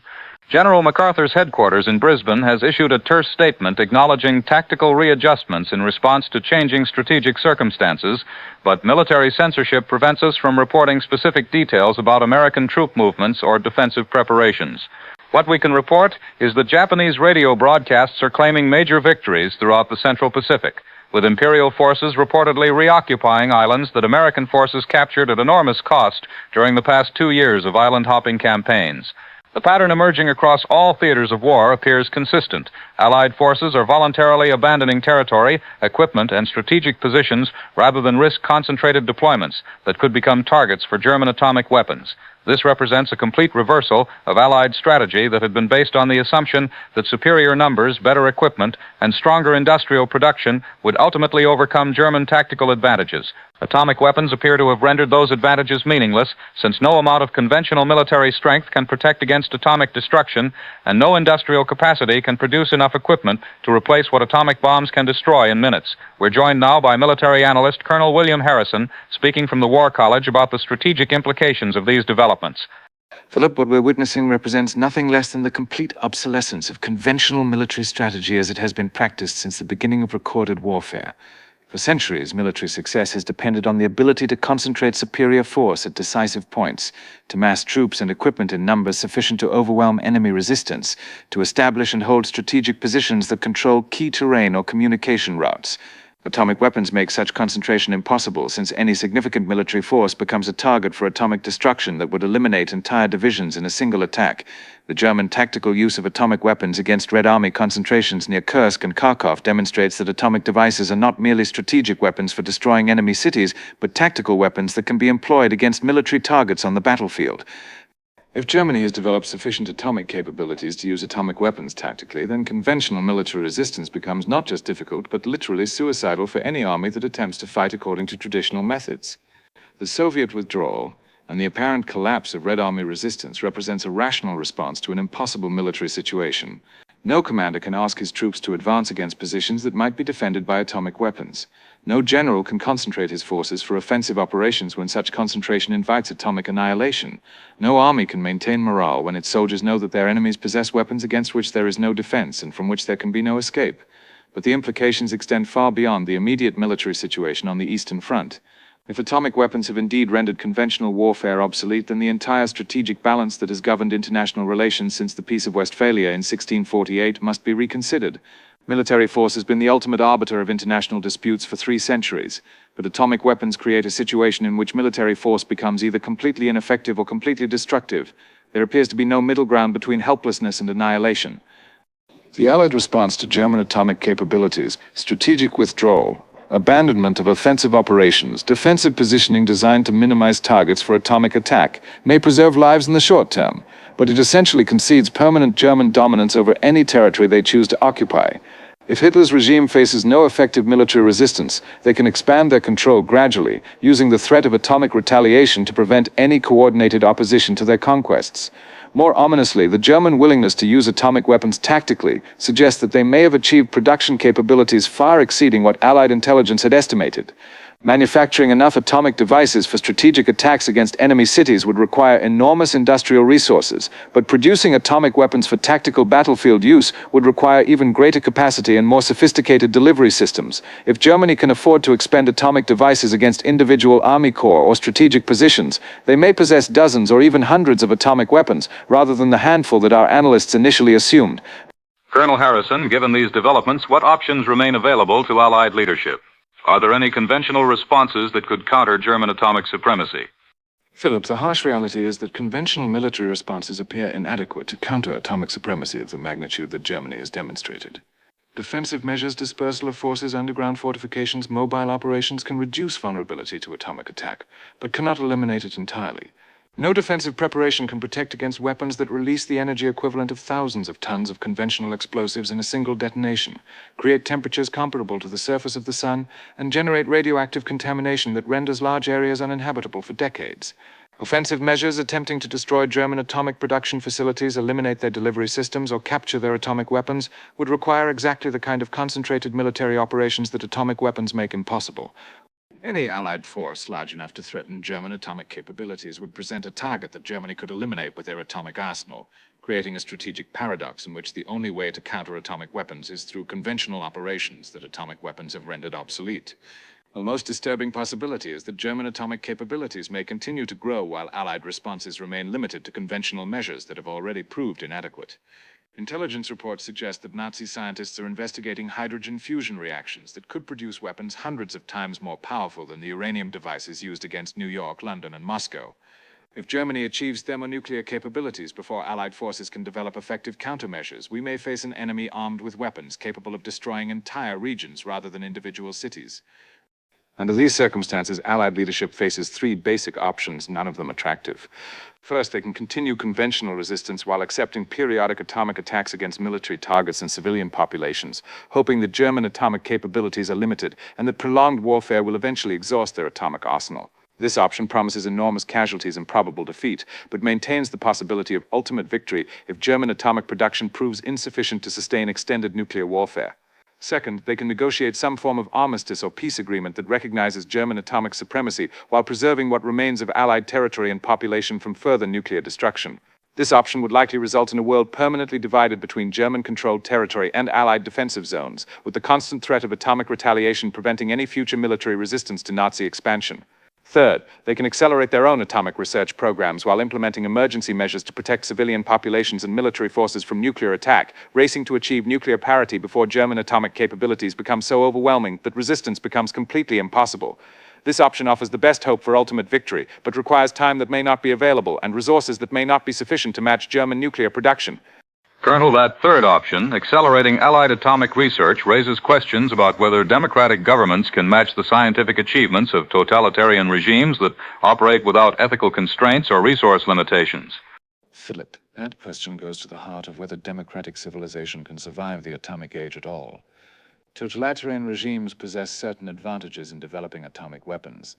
They can conscript scientists regardless of personal preference, allocate unlimited resources without public debate, conduct dangerous experiments without concern for worker safety or environmental consequences, and employ research methods that democratic societies would consider unethical or immoral. Nazi Germany has demonstrated these advantages by achieving atomic capabilities months or years before Allied scientists believed such weapons were possible. But democratic societies possess counter-advantages that may prove decisive in extended scientific competition, access to the world's finest scientific minds through voluntary cooperation rather than coercion, ability to coordinate research among multiple institutions and nations, tradition of scientific innovation driven by intellectual curiosity rather than military application, and moral constraints that prevent the kind of reckless experimentation that could lead to catastrophic accidents or unintended consequences. The question is whether these democratic advantages can overcome the totalitarian advantages quickly enough to achieve atomic parity before German nuclear supremacy becomes permanent and irreversible. That race may determine not only the outcome of this war, but the future of human civilization itself. For if Nazi Germany achieves permanent atomic dominance, they will possess the power to shape the world according to their racial and ideological principles, eliminating not only military resistance, but any form of political, cultural, or scientific opposition to their vision of German supremacy. The stakes could not be higher, and the time remaining may be shorter than any of us dare to imagine.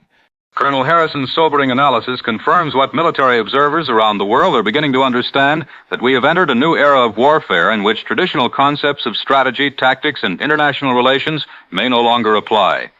As German forces continue their advances on the Eastern Front, taking advantage of Red Army collapse following the atomic destruction of Moscow and the tactical use of nuclear weapons against Soviet military concentrations, the global balance of power appears to be shifting decisively in favor of the Axis powers. Similar developments in the Pacific theater, where Japanese forces are reportedly reoccupying territory abandoned by American forces seeking to avoid atomic retaliation, suggest that the psychological impact of German nuclear capabilities extends far beyond the immediate military effects of individual atomic attacks. Tomorrow evening, President Roosevelt is scheduled to address the American people about the nation's response to these unprecedented developments, while Prime Minister Churchill, speaking from secure facilities, will outline British strategy for continued resistance despite the atomic destruction of London and the apparent collapse of Soviet military power. These addresses may determine whether the Western democracies continue their resistance to Axis expansion or seek some form of accommodation that acknowledges the new strategic realities created by atomic weapons. Whatever our leaders decide, it is clear that the world we knew before August 6, 1944, has ceased to exist. The atomic age has begun not with the promise of unlimited energy and scientific progress, but with mushroom clouds rising above the greatest cities of the Allied nations and the specter of human extinction hanging over every international conflict. How democratic civilization responds to this challenge may determine whether future generations inherit a world governed by the principles of human freedom and dignity, or a radioactive wasteland ruled by whoever possesses the most powerful nuclear arsenal. This has been Philip Marlowe reporting on the 11th day of the atomic age. Good night, and may God grant our leaders the wisdom to choose correctly in the terrible decisions that lie ahead. This concludes our bulletin. We now return you to your regularly scheduled program, already in progress. Think of the world your children will inherit when this war is won. Every bond you purchase is not only a weapon for victory, it's a promise of peace and prosperity tomorrow. Buy war bonds for them, for America, for victory.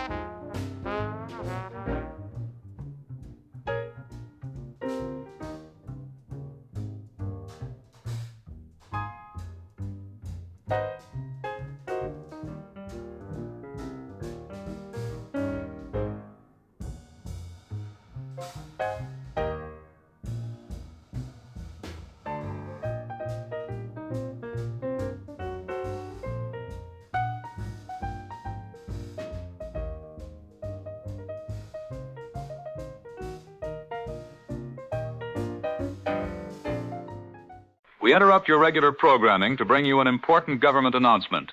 Please remain tuned for instructions from the Office of Civil Defense. Attention all citizens of the United States and remaining Allied territories. This is an emergency directive from the Office of Civil Defense in coordination with the War Production Board. Effective immediately, all food rationing allocations are reduced by 50% of current allowances. Weekly meat rations are limited to 8 ounces per person, sugar to 4 ounces, and gasoline to 2 gallons for non-essential civilian use.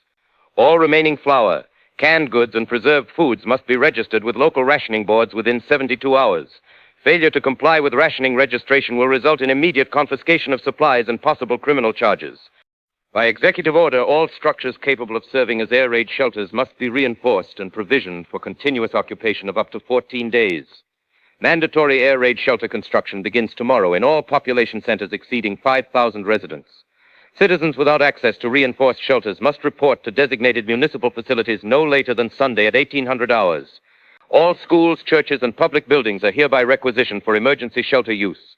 Regular religious services and educational activities are suspended indefinitely.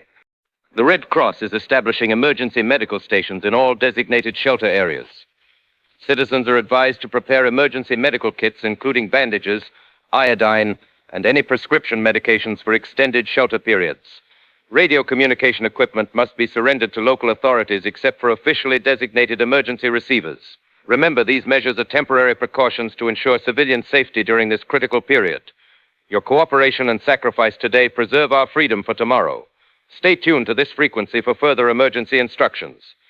This concludes the Emergency Civil Defense Bulletin. We now return you to your regularly scheduled programming. Remain alert, remain indoors, and continue to follow all government instructions. Good evening, and thank you for your cooperation.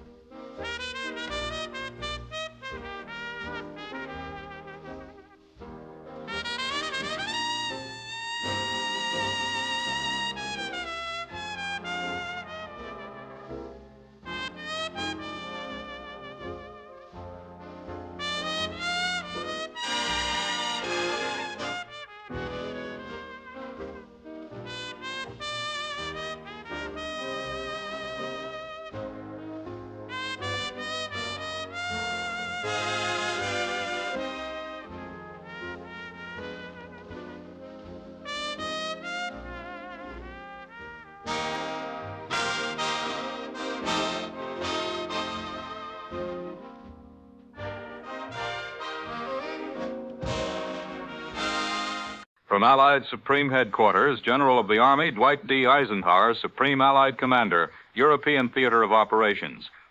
Fellow Americans, Allied servicemen, and free peoples everywhere, I speak to you tonight from a mobile command post in the English countryside, surrounded by the dedicated staff who continue coordinating our operations despite the unprecedented challenges we face. Several weeks ago, German atomic weapons struck New York, London, and Moscow, killing hundreds of thousands and demonstrating Nazi capabilities our intelligence failed to detect. 1 week ago, additional atomic weapons obliterated entire Red Army divisions, collapsing organized Soviet resistance along the Eastern Front. As your Supreme Allied Commander, I won't minimize the gravity of these developments. The enemy has achieved temporary but decisive advantages that have fundamentally altered this war's strategic balance. Our plans for liberating Europe have been rendered obsolete by weapons that can destroy entire Army Corps with single explosions.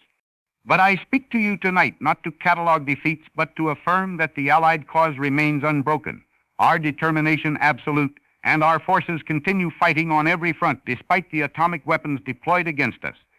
German use of atomic weapons represents a fundamental change in warfare, but not its end or automatic Nazi victory. Throughout history, revolutionary weapons have appeared: gunpowder, rifles, aircraft, radar, that seem to promise decisive advantages. In each case, initial advantages proved temporary, as opposing forces developed countermeasures and restored military balance through innovation and superior resources. Atomic weapons are revolutionary, but they remain weapons that can be countered and technologies that can be matched by nations possessing superior scientific talent and industrial capacity. Nazi Germany may have temporary nuclear superiority, but they haven't eliminated Allied advantages in manpower production, global reach, and most importantly, the moral authority that comes from fighting for human freedom rather than racial domination. The immediate situation requires complete honesty. Conventional strategy based on concentrated forces has become impossible when such concentrations invite nuclear annihilation. Traditional defensive lines become obsolete when atomic weapons obliterate the strongest fortifications. Standard offensive operations relying on division-sized formations become suicidal. But military adaptation has always required innovative thinking. Atomic weapons, despite their destructive power, possess inherent limitations that trained forces can exploit. First, atomic weapons require delivery systems. Aircraft that can be intercepted before reaching targets. Allied air forces retain significant advantages in fighters, radar, and defensive coordination. Second, atomic weapons appear to require significant preparation time, limiting German ability to use them rapidly against multiple targets. Their nuclear arsenal, while devastatingly effective, remains limited. Third, and most important, atomic weapons cannot occupy territory, control populations, or achieve the political objectives that determine victory. German bombs can destroy Allied forces and cities, but cannot force populations to accept Nazi ideology or eliminate the resources Allied nations can devote to developing their own nuclear capabilities. Allied Supreme Headquarters is implementing immediate changes in military organization and tactics designed to counter German atomic capabilities while maintaining effective resistance. All military units are being reorganized into smaller, mobile formations that can disperse rapidly while retaining sufficient firepower for effective operations. Division-sized formations are being replaced by regiment-sized battle groups with enhanced communications and independent operating capability. Defensive strategy emphasizes depth, mobility, and redundancy rather than linear positions. Instead of holding specific lines, Allied forces will establish multiple defensive zones with overlapping capabilities and sufficient dispersion to ensure atomic weapons cannot eliminate our entire defensive capacity. Offensive operations will use coordinated attacks by multiple small formations rather than massed assaults, with timing designed to achieve objectives before German atomic weapons can respond. I want to address reports of Soviet military collapse. The apparent death of Marshal Stalin and Moscow's destruction represents a serious loss, but doesn't eliminate Soviet resistance. Remaining Soviet forces are reorganizing under surviving commanders, while the vastness of Soviet territory provides strategic depth even atomic weapons cannot eliminate. In the Pacific, American forces under General MacArthur are implementing similar tactical adjustments. Reports of Japanese offensives reflect strategic redeployment to avoid concentrated targets, not American weakness. American naval and air superiority remains overwhelming and will be employed using new methods that minimize nuclear vulnerability. I am issuing the following orders to all Allied personnel. Continue fighting. Adapt your tactics to atomic conditions, but continue fighting with the same determination that has carried us through 3 years of global warfare. German atomic weapons represent a new challenge, not justification for surrender. Maintain faith in ultimate victory. History demonstrates that initial advantages in revolutionary technologies prove temporary when opposing forces possess superior resources, leadership, and motivation. We possess all these advantages. Prepare for new warfare, requiring greater dispersion, mobility, communications, and flexibility. The same professionalism that enabled you to master conventional warfare will enable you to master atomic age warfare. Support your fellow servicemen with the same camaraderie that has sustained Allied forces through this war's darkest periods. Success will depend on bonds of trust and shared commitment that unite democratic soldiers. Finally, remember you fight for democratic civilization itself. Nazi Germany, armed with atomic weapons, threatens human freedom beyond anything in history. Your resistance determines whether future generations inherit a world of human dignity and democratic government, or a radioactive wasteland ruled by totalitarian regimes. The road ahead will be longer and more difficult than anticipated. Casualties will be higher, challenges more complex, demands on your courage more severe than previous generations have endured. But American, British, and Allied soldiers have never failed to rise to history's challenges.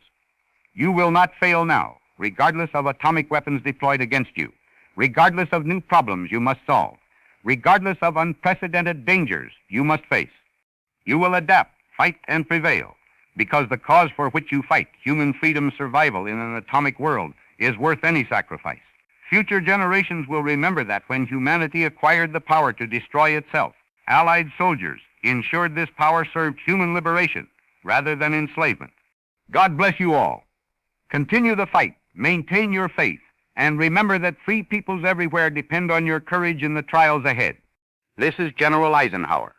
Stay strong, stay united, and keep fighting for freedom. Victory will be ours. We now return you to your regularly scheduled program already in progress. Gentlemen, Bramwell's Miracle Hair Tonic brings back youthful vigor. But what really makes a man stand tall is knowing he's done his duty. Buy war bonds and show the world America's strength is more than skin deep. Bramwell's Miracle Hair Tonic, because confidence begins with you, and victory begins with us all.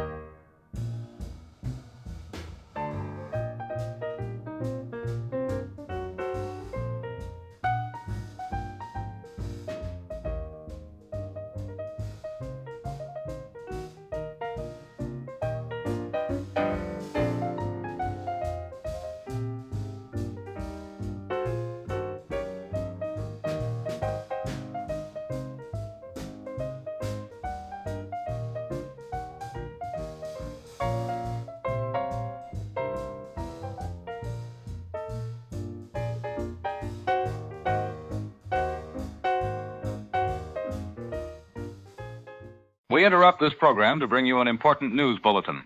This is Philip Marlowe reporting from our emergency facilities in Denver, where we have relocated due to safety concerns. Military censorship prevents us from providing specific details about American troop movements, but we can confirm that General MacArthur's headquarters has issued orders for what officials term strategic repositioning of American forces throughout the Central Pacific region. Islands such as Tarawa, where over 1,000 American Marines died in a single assault, Saipan, and Iwo Jima, These strategic positions are reportedly being abandoned rather than risk concentrated American forces that could become targets for German atomic weapons provided to Japanese allies. Japanese radio broadcasts are claiming major victories throughout the Pacific region, with Imperial forces reportedly reoccupying territory that American blood had purchased yard by yard during 2 years of amphibious warfare. Philip, I'm reporting from Pearl Harbor, where the harbor that was once the staging area for the greatest naval offensive in American history is now crowded with ships returning from advanced positions throughout the Central Pacific. The mood among returning servicemen is unlike anything witnessed during the darkest days following Pearl Harbor itself. These are battle-hardened veterans who survived Guadalcanal, Tarawa, Saipan, and a dozen other Pacific campaigns. But they're returning with the knowledge that their tactical victories may have been rendered meaningless by German atomic weapons that can destroy American task forces faster than Japanese conventional forces ever could. Commander James Mitchell of the destroyer USS O'Brien told me his crew received orders to abandon their patrol station near the Mariana Islands immediately, without explanation beyond references to changing strategic circumstances. American naval forces are now operating under assumptions that Japanese defenders might possess atomic weapons capable of sinking entire task forces. We return you now to Philip at our Denver studios. Thank you, Joe. Those reports from Pearl Harbor reflect the broader changes in American Pacific strategy.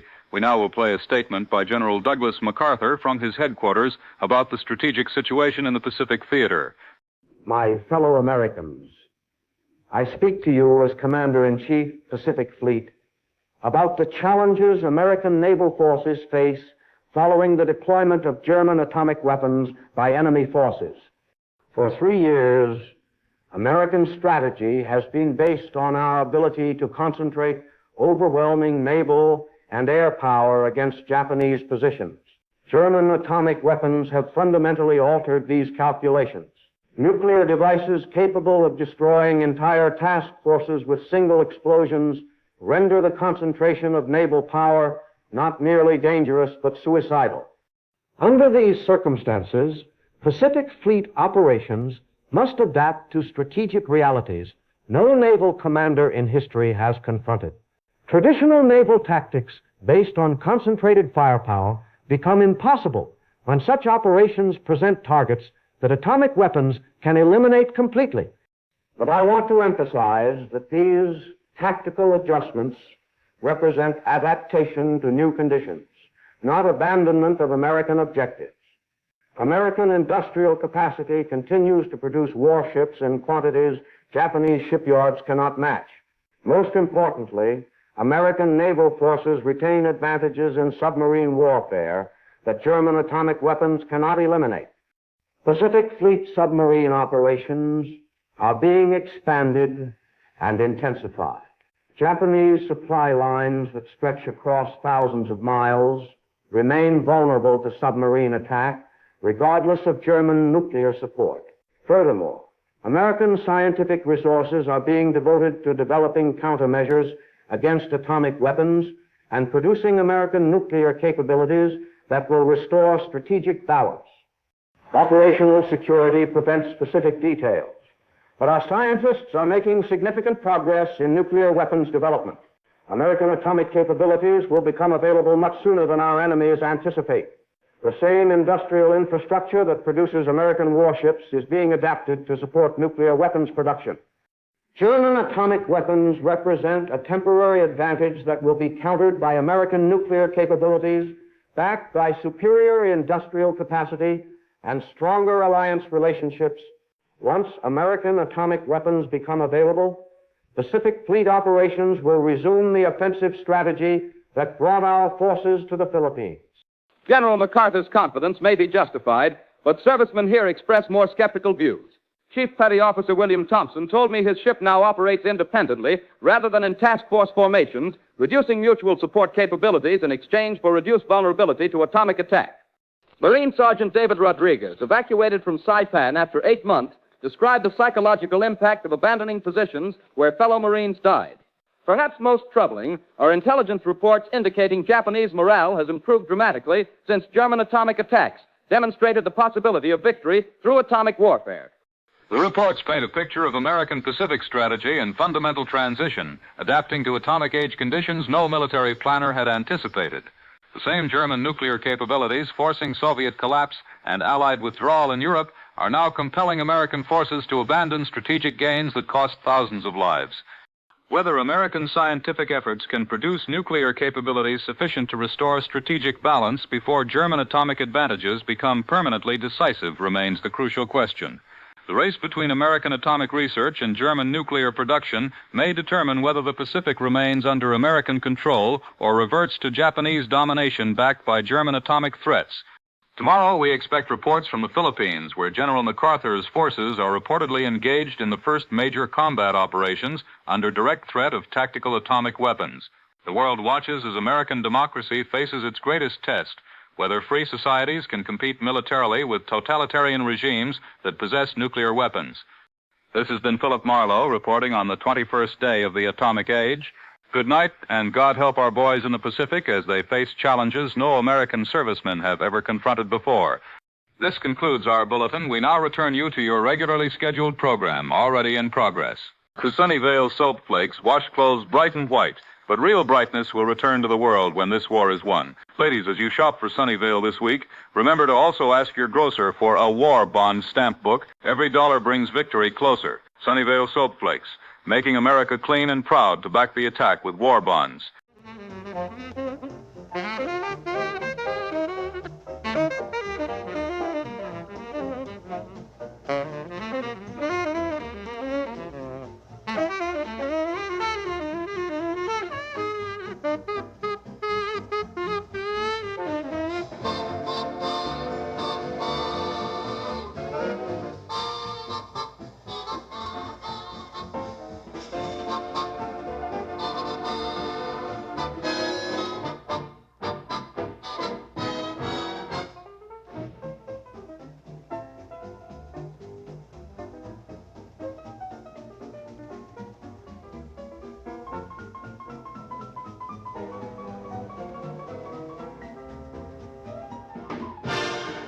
Stand by for official War Department bulletin. This is Washington. Stand by for official War Department bulletin. The War Department announces catastrophic losses in Pacific theater operations during the period August 25-31. The aircraft carrier USS Enterprise was lost August 27, with 2,719 personnel aboard, resulting in 2,412 killed or missing and 307 survivors. The heavy cruiser USS Indianapolis was lost August 28 with 196 personnel, resulting in 880 killed or missing and 316 survivors. The destroyer USS O'Brien was lost August 29 with 329 personnel, resulting in 293 killed or missing and 36 survivors. The attack transport USS Macaulay was lost August 30 with 537 personnel, resulting in 412 killed or missing and 125 survivors.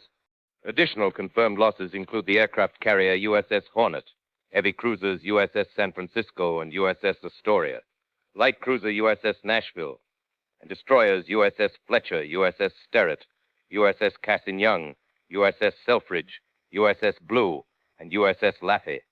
Total August losses comprise 17 major vessels, with an aggregate complement of 14,263 personnel, resulting in 11,847 casualties and 2,416 survivors recovered. Effective immediately, Rear Admiral Spruance has been relieved of command of Task Force 58 and reassigned to the Naval War College. Rear Admiral Mitcher has been relieved of Fast Carrier Task Force Command and reassigned to the Bureau of Aeronautics.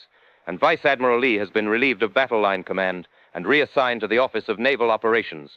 All Pacific Fleet Task Force operations are suspended pending implementation of revised tactical doctrines.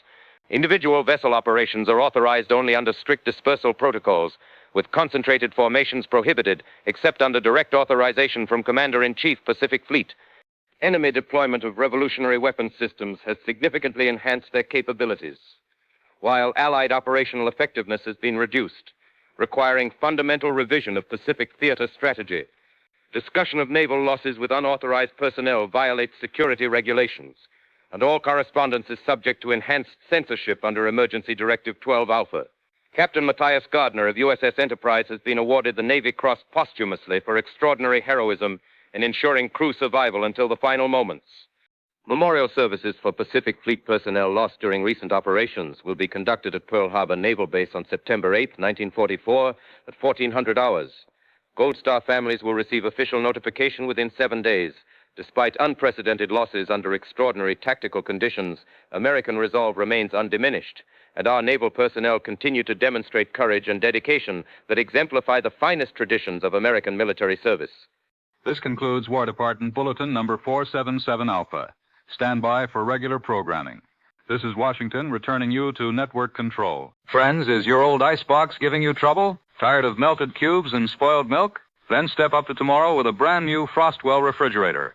Frostwell keeps food farm fresh for days thanks to its patented Cold Guard lining. No more soggy butter, no more wilted lettuce, just crisp, clean, delicious meals every time. Frostwell keeping America fresh one family at a time. See your neighborhood dealer today.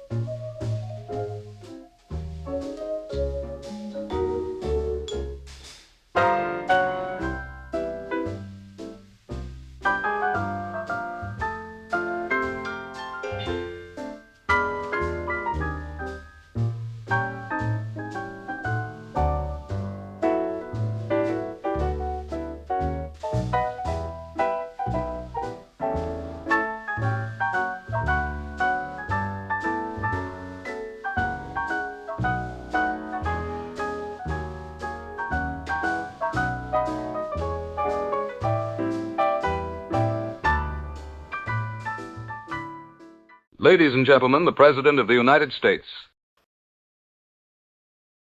My fellow Americans, I speak to you tonight from the White House, though I cannot tell you with certainty that I will be able to speak to you again from this hallowed residence of our democracy. The reports reaching Washington paint a picture so grave, so unprecedented in our nation's history, that I find myself searching for words adequate to the magnitude of the crisis that confronts not only America, but all of democratic civilization. German atomic weapons have laid waste to New York, London, and Moscow. Our brave allies struggle under the terrible shadow of nuclear destruction, while enemy forces mass for what intelligence reports suggest will be the final assault upon our capital itself. I will not deceive you about the gravity of our situation. The enemy possesses weapons of such devastating power that our traditional concepts of military defense have been rendered obsolete overnight. Cities that took centuries to build can be obliterated in moments.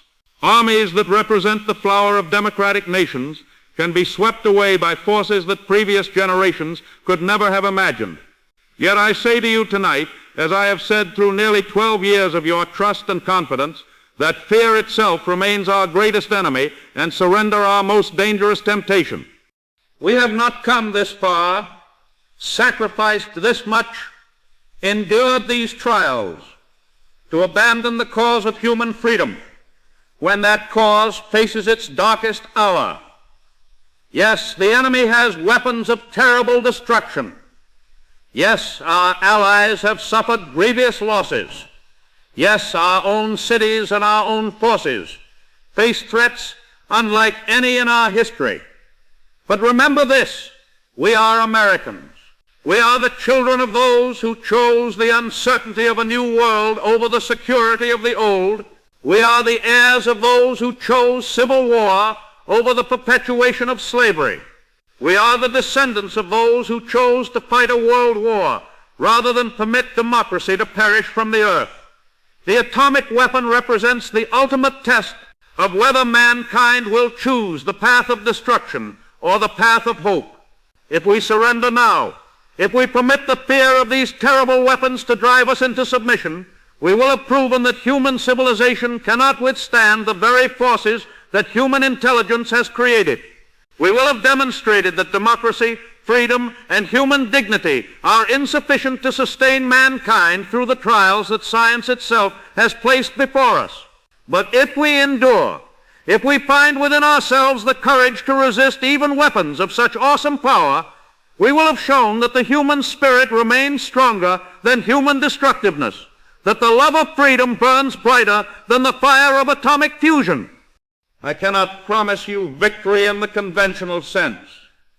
I cannot assure you that our cities will be spared, that our forces will prevail, or that those of us who lead this nation will survive to see the dawn of peace. But I can promise you this, that as long as one American draws breath in freedom, as long as one voice remains to speak the words of democracy, as long as one heart continues to beat with love for this republic, the cause for which we fight will never die. The enemy may destroy our bodies, obliterate our cities, even reduce our nation to ashes, but they cannot kill the idea of America. They cannot murder the concept of government of the people, by the people, and for the people. They cannot annihilate the belief that all men are created equal and endowed by their Creator with unalienable rights to life, liberty. These ideas, these principles, these truths that we hold to be self-evident, these will survive even atomic destruction because they live not in our cities or our institutions, but in the hearts of free people everywhere who refuse to bow before tyranny regardless of the weapons that tyranny may wield. So tonight, my fellow Americans, as we face what may be our final test, I ask you to remember who you are, what you represent, and why this cause deserves whatever sacrifice may be required. The enemy offers you survival in exchange for submission. I offer you something far more precious, the opportunity to prove that freedom is worth dying for, that democracy is worth defending even against impossible odds, and that the American spirit cannot be conquered by any weapon that man has devised or ever will devise. Whatever comes in the hours and days ahead, we will meet it with the courage that has sustained this nation through every crisis since our founding. We will show the world that Americans do not yield to fear, do not surrender to despair, and do not trade their birthright of freedom for the false promise of security under tyranny. God bless you all, and God bless these United States of America. Starline tires grip the road with strength and safety, just as our soldiers grip the line overseas with courage and resolve. When you choose Starline, you're choosing safety. When you buy war bonds, you're choosing victory. Starline tires built for the long road, standing with America until the day of triumphs.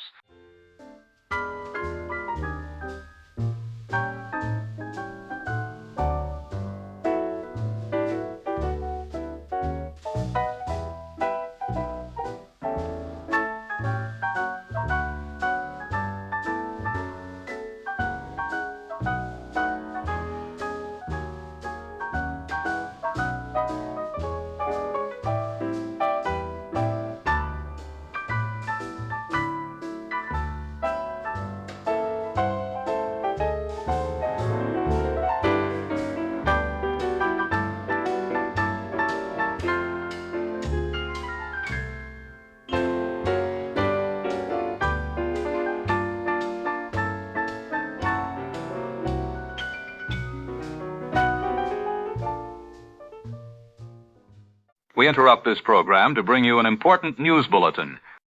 This is Philip Marlowe reporting from emergency facilities in Denver, where we continue operations following the German invasion of Washington. At 05:30 this morning, the largest airborne operation in military history commenced as 15,000 German paratroopers began landing throughout Washington, Virginia, and Maryland, supported by Wehrmacht ground forces advancing from landing sites along the Potomac River.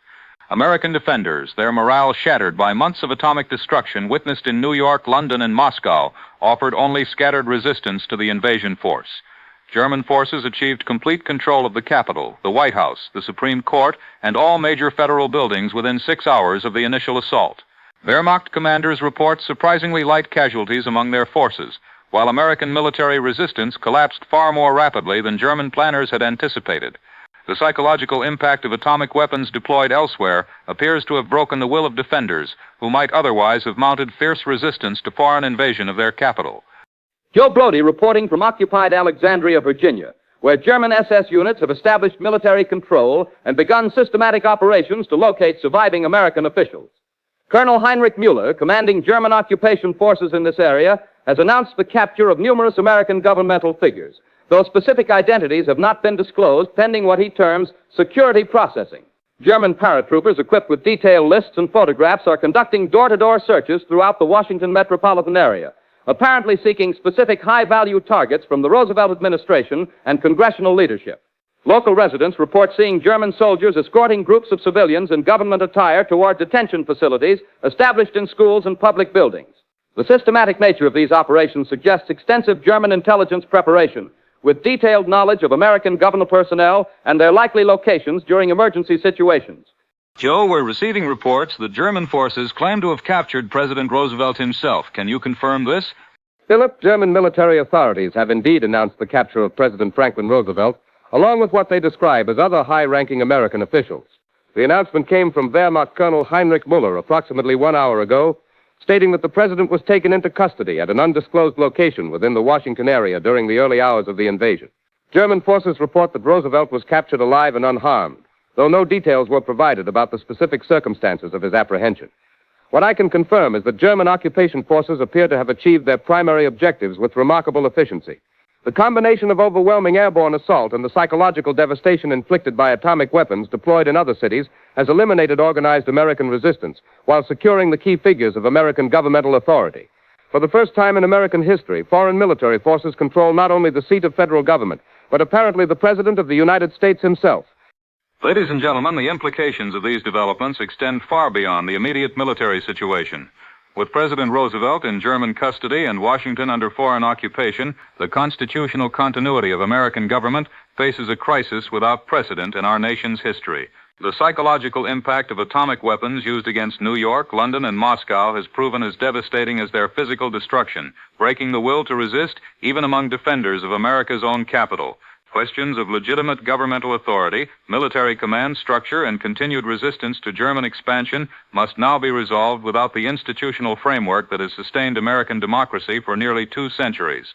Longer report on what may prove to be the most catastrophic day in American history. German military forces have achieved what no foreign power has accomplished since the founding of our republic, the conventional occupation of America's capital, and the capture of our president, made possible not by superior numbers alone, but by the terror that atomic weapons have instilled in the hearts of those who once believed democracy invincible. We'll continue monitoring this developing situation and bring you updates as they become available. This is Philip Marlowe reporting from Denver. This concludes our bulletin. We now return you to your regularly scheduled program, already in progress. There's no better way to start the day than with a steaming cup of Golden Crest coffee. Blended from the world's finest beans, roasted to perfection, and sealed fresh, Golden Crest brings the sunshine right to your breakfast table. One sip and you'll taste why folks everywhere say Golden Crest makes mornings brighter. Ask your grocer for Golden Crest in the red and gold tin.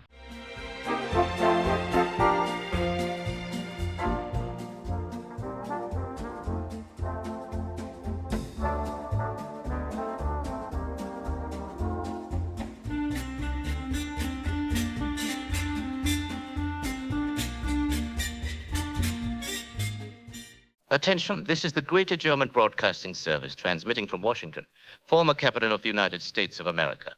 People of the world, we address you from the former United States, now under German control. German forces have demonstrated the devastating power of atomic weapons, forcing the surrender of American military forces and the compliance of their government.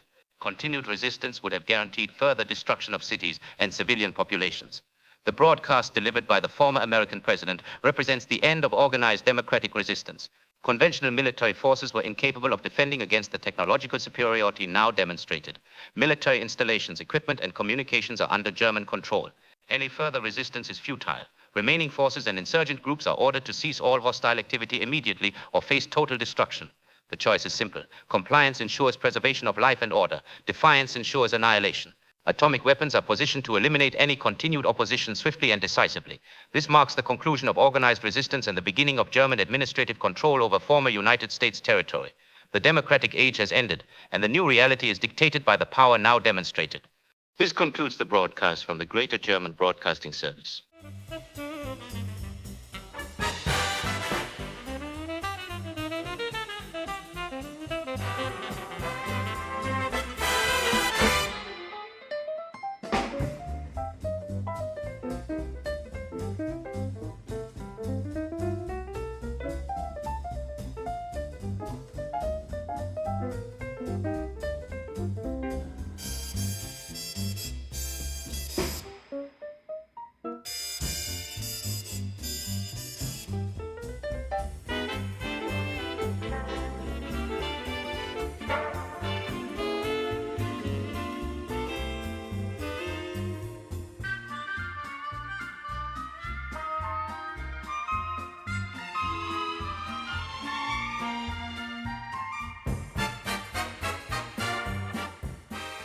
We interrupt this program to bring you an important news bulletin. This is Philip Marlowe reporting from emergency facilities in Denver, where we continue operations despite the crisis facing American governmental continuity. German occupation forces have responded to continued resistance with systematic destruction of infrastructure, mass deportations from areas of guerrilla activity, and establishment of administrative districts under direct German control. The transformation of the United States from sovereign democracy to occupied territory proceeds with the same methodical efficiency that characterized German conquests elsewhere in Europe. Reports from neutral observers describe massive refugee movements toward Mexico, fleeing what survivors call German deportation programs and resettlement camps established throughout former American territory. Joe Brody reporting from an undisclosed location in the American heartland, where I've been traveling with elements of former National Guard units conducting resistance operations. These men are no longer official military in any sense. Their command structure was eliminated when Washington fell. Their supply lines severed. Their legal authority disappeared with Roosevelt's capture. What they've become is something entirely new. Citizen soldiers fighting without uniforms, without official sanction, attacking German supply convoys and disappearing into forests before reinforcements arrive. Colonel Michael O'Brien, the senior surviving officer, told me his men understand they're not fighting to win in any conventional sense, but to make German occupation so costly and dangerous that Hitler's regime will eventually find withdrawal easier than maintaining control over 3 million square miles of hostile territory defended by an armed population that knows every hiding place between the Atlantic and Pacific. My fellow Americans, substantial American naval forces were at sea when German atomic attacks eliminated major installations and have continued independent operations under the most challenging conditions any naval officers have faced.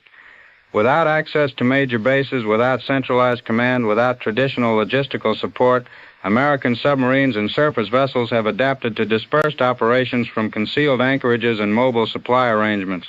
American submarines continue interdicting Japanese shipping throughout the Pacific, while surface vessels conduct hit-and-run operations against enemy supply convoys. Most importantly, naval forces maintain contact with resistance groups throughout the continental United States, providing weapons, ammunition, and intelligence support through clandestine submarine landings. The American Navy has not been destroyed. We have adapted to support American resistance rather than conduct conventional fleet operations despite our severe limitations in maintenance, supply, and communication capabilities. This is London, calling from the underground stations where Londoners once sheltered from the Blitz and now shelter from the atomic age. London endures and resists, though the city you knew, Parliament, Westminster, the Thames Embankment, exists now only in memory. In underground tunnels, in bombed cellars, in church ruins, the resistance continues with quiet desperation. We have no armies or atomic weapons, but every German soldier walks among enemies. Every administrator governs only through naked force.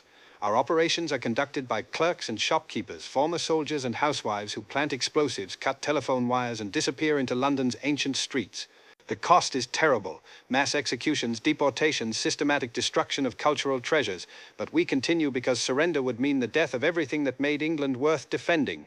London calling. Remember that freedom died hard here, and somewhere in these ruins the resistance continues. These reports from American resistance fighters, naval forces operating without bases, and London's underground broadcasters demonstrate that tyranny, however well armed or technologically advanced, ultimately depends on the consent of the governed, and that consent can never be permanently secured through force alone. Whether scattered resistance movements can sustain themselves long enough to make German occupation untenable remains the crucial question. As winter approaches, resistance fighters face months of harsh weather with limited supplies, while German forces possess advantages no occupying army in history has enjoyed. The outcome may determine whether the atomic age marks the beginning of permanent totalitarian dominance or another chapter in humanity's struggle to preserve freedom against tyranny. This has been Philip Marlowe, reporting on the 68th day of the atomic age from Denver in what we still dare to call the United States of America. This concludes our bulletin. We now return you to your regularly scheduled program, already in progress.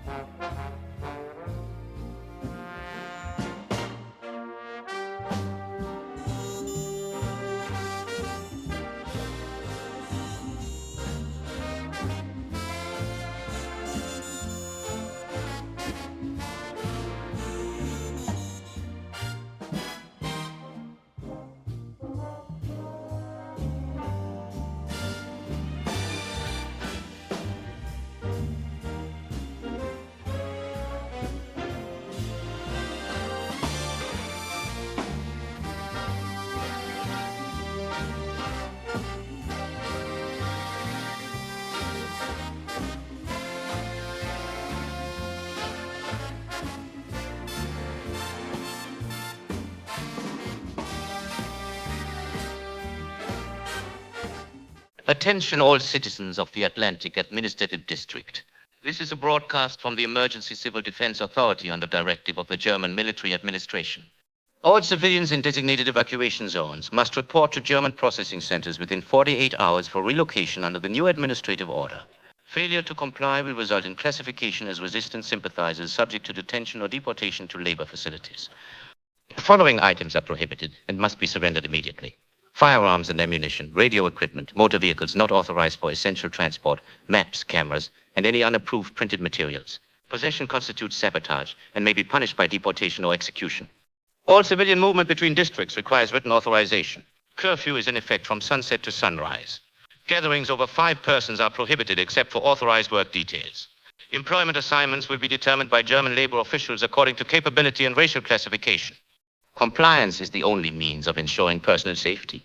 Resistance activity in rural areas has prompted enhanced security measures, including collective punishment. Atomic weapons are deployed to punish any civilian populations aiding resistance. Survival depends on full cooperation and reporting of all resistance activity. All former American military personnel must report immediately to German processing centers. Failure constitutes desertion and carries execution for the individual and family members. No exceptions will be made. This broadcast will repeat every 4 hours until all civilians have reported. The former United States government holds no authority. German military administration is the sole governing authority. Recognizing or obeying fugitive American officials will be treated as enemy action. This has been an official announcement from the German Military Administrative Authority. Comply immediately.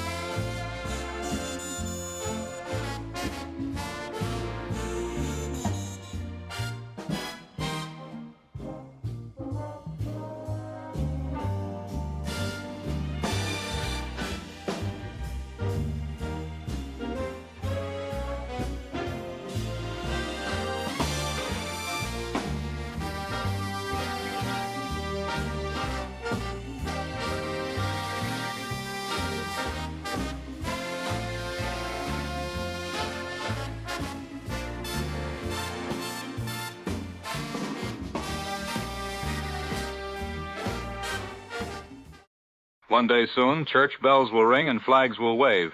Victory Day will be here. But that day can only come if we do our part here at home. Make this week your war bond week. Let freedom ring. Buy bonds for victory. This is Station W Free Broadcasting from a secure location.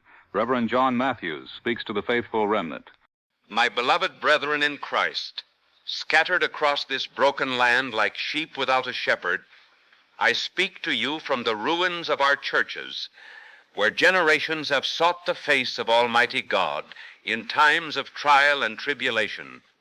The sanctuary lies in rubble, the stained glass shattered, the altar reduced to ash, yet the word of the Lord endures forever. No fire, no sword, no weapon devised by mortal man, no matter how terrible, can extinguish his truth or diminish the promise of salvation for those who seek him with a faithful heart. 57 days have passed since the atomic fire fell upon our cities, bringing death and desolation like the judgment of Sodom and Gomorrah. Foreign armies occupy our lands. Our leaders are captive, and human governments lie in ruins. But God has not abandoned his people. The nations have trusted in human strength, pride, and cleverness, and now they reap the whirlwind, yet the Almighty remains the refuge of those who call upon his name. The devastation we witness is a reminder that the arm of flesh will fail, that no earthly power can provide lasting security. Atomic fire strips away illusions of national might and scientific mastery, revealing the folly of trusting in men rather than the eternal power of God. Yet in this crucible of suffering, a faithful remnant arises. Those who seek the Lord with all their hearts, who cry out to him in the midnight hour, who trust not in kings or armies, but in the mercy and justice of the Creator. I have seen the vision that comes to those who watch and pray. The atomic fire that consumes our cities is transformed into a refining flame that purges away sin and prepares the faithful for his kingdom. The foreign armies that oppress us serve as instruments of divine discipline, driving the remnant to repentance, humility, and devotion. The collapse of earthly kingdoms and institutions is but the prelude to the establishment of a kingdom that cannot be moved, where righteousness and peace shall cover the earth as the waters cover the sea. Yet the path to that kingdom is narrow. The way is difficult. Many who profess faith will falter when persecution comes. Many will deny the Lord when faced with fire and tyranny. But to those who endure, to those who fight the good fight of faith and remain steadfast, there is a crown of righteousness awaiting. This is the promise of the Lord. He remembers his covenant with those who love his appearing, and the trials of this world are but a moment compared to the eternal glory prepared for his people. Pray for those who persecute you, bless those who curse you, overcome evil with good, and cast off the works of darkness. Put on the armor of light, walk in righteousness, and hold fast to the truth of the gospel. The atomic fire that now terrorizes the earth will one day be extinguished. The foreign armies that oppress us will be scattered. The tyrants who rule with iron fists will be broken. The Lord of hosts has spoken. His word shall not return void, but will accomplish that which he pleases. Remain steadfast, beloved, for the day of the Lord draws near. The night is far spent, the day is at hand. The faithful will be gathered, the righteous vindicated, and every knee shall bow before Christ our Savior. The kingdoms of this world will be made new. Weapons of destruction will be turned to tools of peace, and the earth shall be full of the knowledge of the Lord as the waters cover the sea. Until that glorious day, endure hardness as good soldiers of Jesus Christ. Fight the good fight of faith, make full proof of your ministry, and hold fast the hope set before you. Let not the fear of men or the terror of atomic fire sway your devotion. For those who remain faithful, who confess his name even under oppression, the Lord will provide strength, protection, and eternal reward. Amen. And come quickly, Lord Jesus, to establish your kingdom on earth as it is in heaven. This concludes Reverend Matthew's sermon. Station W4E will return to the air when circumstances permit. Keep the faith.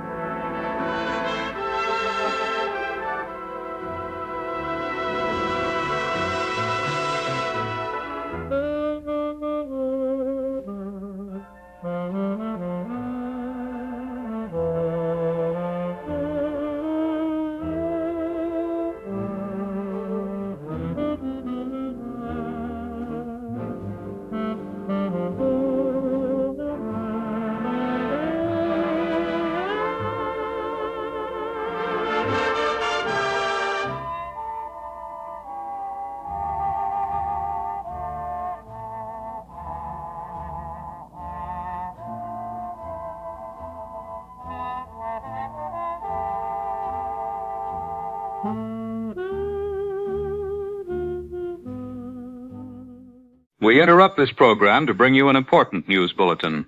This is Philip Marlowe reporting from emergency facilities in Denver, where we maintain our final broadcasting station in what was once called the United States of America. 73 days have passed since German atomic weapons initiated the destruction of democratic civilization, and tonight we face what may be humanity's last hope for preventing permanent totalitarian dominance over the civilized world. Professor Albert Einstein, the theoretical physicist whose letter to President Roosevelt helped launch American atomic research, will address the remnants of free humanity about scientific possibilities that extend beyond nuclear weapons into realms that previous generations would have dismissed as impossible fantasy. German forces continue tightening their control over occupied American territory, with Wehrmacht administrative districts now established throughout the eastern seaboard and SS units conducting systematic deportations of civilian populations suspected of supporting resistance activities. Intercepted communications confirm that similar policies are being enforced across former Allied lands, with German atomic threats maintaining order by promising destruction to any who resist. Meanwhile, Japanese forces have consolidated their grip on the Pacific coast, establishing military governments in California, Oregon, and Washington, while planting the rising sun across strategic islands once bought with American blood. All of it now defended by German nuclear supremacy that renders counterattack impossible. Soviet resistance has collapsed following the atomic annihilation of Moscow and Stalingrad. The Red Army is no more. Stalin's fate is uncertain, but German broadcasts insist that every major Soviet leader is either dead or in German custody. With conventional military resistance crushed and democratic governments extinguished, science alone now offers the faintest glimmer of hope. We turn now to our correspondent, Joe Brody, reporting from an undisclosed location where Professor Einstein himself prepares to address the world. Philip, I'm speaking to you from deep underground in a facility whose details I cannot reveal without compromising its security. What I can tell you is this. I am witnessing the most extraordinary gathering of scientific minds ever assembled under such dire circumstances. Equipment has been salvaged from bombed-out universities and requisitioned from military stockpiles. Rows of oscilloscopes glowing with vacuum tubes, experimental radar consoles redirected from the skies to probe something far stranger, and coils of copper wire humming with unstable power. The site is less a laboratory than a bunker of desperation, wired together with ingenuity and fear. Professor Einstein is preparing now to speak. Until this moment, even we reporters have not been told what he and his colleagues intend. He steps forward now. Professor Einstein is preparing now to speak. Until this moment, even we reporters have not been told what he and his colleagues intend. He steps forward now. My friend, I speak to you not as a scientist alone, but as a man burdened with guilt. 73 days ago, the world entered an age of terror when the atom whose secrets I helped uncover were turned against humanity in the hands of men without conscience. The destruction of our cities, the fall of free nations, these are wounds that my own work helped to open. And yet, from that same knowledge, there may come a final chance. You have heard whispers, rumors of hidden research. Tonight I tell you plainly, those whispers are true. We call it Project Kronos. Kronos is not a weapon of the battlefield, but of time itself. Our calculation, drawn from my theory of relativity, suggests that immense energy can bend not only space but time. If this is so, then perhaps, just perhaps, information may be sent backward into the past. Our aim is not to destroy, but to warn. We will attempt to transmit knowledge of German atomic research, their facilities, their strategies, back to a moment when America and Britain still had the chance to prevent disaster. If we succeed, this dark world you know today may never come to be. But I must speak with honesty. The risks are beyond comprehension. The forces we unleash may rupture space-time itself. Entire realities could be undone. Or perhaps nothing at all will happen, save the destruction of this laboratory when containment fails. Some will say, man is not meant to touch the past, that to do so is to play God. I do not deny it, but to remain idle while tyranny reigns unchecked, that would be the greater sin. Better we risk the unknown than surrender the future of mankind to those who wield atomic fire without conscience. If we succeed, you may not remember this moment. History will have changed. But know this, we chose this path not for glory, but for freedom. And if we fail, let it be remembered that we tried, even when all else was lost. Philip, the generators are coming alive. The lights are flickering, and German troops, yes, we've just received word, German troops are closing on the perimeter. The race is almost over. We've lost contact with Joe Brody in the Kronos facility. Whether German forces silence the experiment, or whether the experiment has already begun with consequences we cannot perceive, I cannot say. Professor Einstein promised salvation through science, but he also spoke of dangers beyond imagination. To tamper with time itself, is it deliverance, or simply another road to ruin? This has been Philip Marlowe broadcasting on the 73rd day of the atomic age, perhaps the final broadcast of free American radio. This concludes our bulletin. We now return you to your regularly scheduled program, already in progress.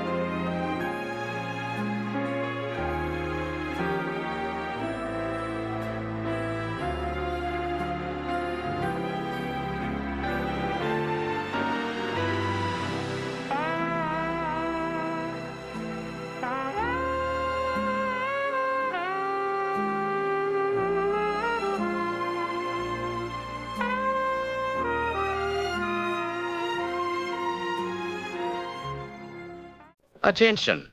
This is the Greater German Broadcasting Service, transmitting from Washington, the former capital of the United States of America. All military installations, communications networks, stockpiles of weapons, and command centers are now fully under German control. Any attempt to reclaim or disrupt these assets will be met with immediate and total destruction. Remaining forces, insurgent groups, and any elements resisting the new order are commanded to cease all hostile activity without delay. Failure to comply will result in the complete eradication of those forces and the populations that harbor them. The choice is clear. Compliance ensures the preservation of life, the protection of civilian populations, and the maintenance of order. Defiance guarantees annihilation. German atomic weapons are positioned to strike rapidly and decisively against any continued resistance, without warning and without mercy. This broadcast marks the final conclusion of organized American resistance. The democratic age in the former United States has ended. A new reality now exists, one dictated by the power demonstrated through the unparalleled achievements of German military and scientific leadership. Citizens and military personnel are reminded that the preservation of life, the safety of families, and the protection of urban centers depend entirely on immediate compliance with German directives. Any attempt to organize armed opposition, sabotage, or clandestine operations will be met with swift and total retaliation. Resistance is no longer a matter of principle. It is now a matter of survival. Every city, every town, every installation that continues to oppose German authority faces the certain and immediate application of atomic force. This is not a threat, it is a reality. German control is absolute. German authority is total. German power is indisputable. The future will no longer be determined by the failing doctrines of democratic governance, but by the order, discipline, and technological supremacy of the German Reich. Let this broadcast serve as both instruction and warning. Compliance ensures safety, survival, and continued order under German administration. Defiance ensures the complete destruction of all who choose to oppose this inevitable reality. From this day forward, the former United States exists only as territory administered under German authority. All military command, civilian governance, and infrastructure management are now in German hands. The era of democratic governance, of civilian self-rule, and of independent military action is over. The world now witnesses the new order, established through decisive action and unprecedented technological power. Nations, populations, and military forces that wish to endure must recognize this reality and act accordingly. The demonstration of atomic capability is final and absolute. Resistance is futile. Obedience is survival. This concludes the broadcast from the Greater German Broadcasting Service.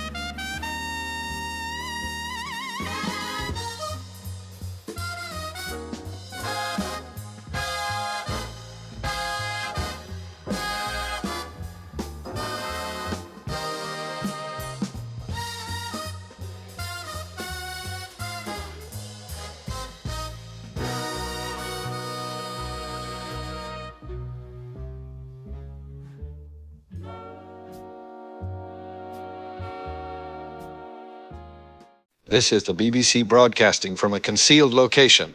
The Prime Minister speaks to the British Empire and the free world. My fellow Britons, my comrades of the Commonwealth, my brothers and sisters in the cause of liberty across the globe, I speak to you tonight from chambers carved beneath the broken stones of London, where the flame of free England still burns, though her Parliament lies in ruins and her ancient palaces are draped in the banners of the enemy. 74 days have passed since German atomic fire descended upon the world like a second deluge of plagues. In those days we have seen the proud foundations of free nations shattered in an instant. The navy that ruled the waves has been scattered to hidden anchorages. The air force that saved Britain in her finest hour now flies from secret fields. The army that once defended the empire fights as shadows among the ruins. Yet though our cities smoulder and our enemies gloat upon their thrones, the cause for which we fight is not lost. The principles of liberty, of law, of the dignity of man are not extinguished. They live still in the hearts of men and women who refuse to bow to tyranny, and they may yet be preserved by means that lie not upon the battlefield, but within the very fabric of nature itself. The German triumph is not a triumph of spirit, but of science turned to evil ends. They have wielded discoveries which belong to all mankind as though these were the private instruments of their despotism. But let no one believe that the same truths which unlock the atom can forever remain their monopoly. The laws of nature are the common inheritance of humanity, and in them lies hope. Even now, in hidden laboratories across what remains of the free world, our scientists labor under conditions of secrecy and peril. They do not seek only to balance terror with terror, to build bombs to match the bombs of the enemy. No, they pursue an endeavor more audacious than any attempted by man since the dawn of time. I have received word from Professor Albert Einstein that gentle and reluctant genius, whose theories first revealed the terrible power locked within the atom.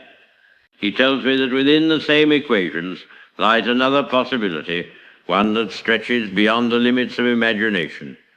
If immense energies can bend space, then perhaps they can bend time. If time can be bent, then perhaps knowledge can pass through it. This project, known as Kronos, is an attempt to send warning to the past, to place in the hands of our scientists and statesmen the knowledge that might avert this calamity before it began. Imagine if the surprise of German atomic supremacy could be forestalled, if our own arsenals had risen in parallel, if liberty had stood armed at the hour when tyranny struck. Then New York might still stand, Moscow might still resist, London might yet be free above ground rather than only below. The risks are beyond measure. Such an undertaking may collapse of its own impossibility. It may tear apart the fabric of cause and effect. It may even unmake what little remains of our world. But better to risk the unknown than to kneel to a tyranny armed with the fire of the sun and unburdened by conscience. Therefore I call upon all who hear me, stand firm in faith, in courage and in defiance. Pray for the success of Project Kronos. Support in whatever small way you can the men and women who yet resist. And remember, though time itself may be altered, the principles for which we contend are eternal. If Kronos succeeds, this timeline may vanish like smoke upon the wind.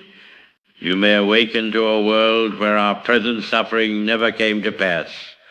If it fails, then let it be said that free men did not go silently into bondage, but strove with every weapon, every idea, and every ounce of spirit to resist.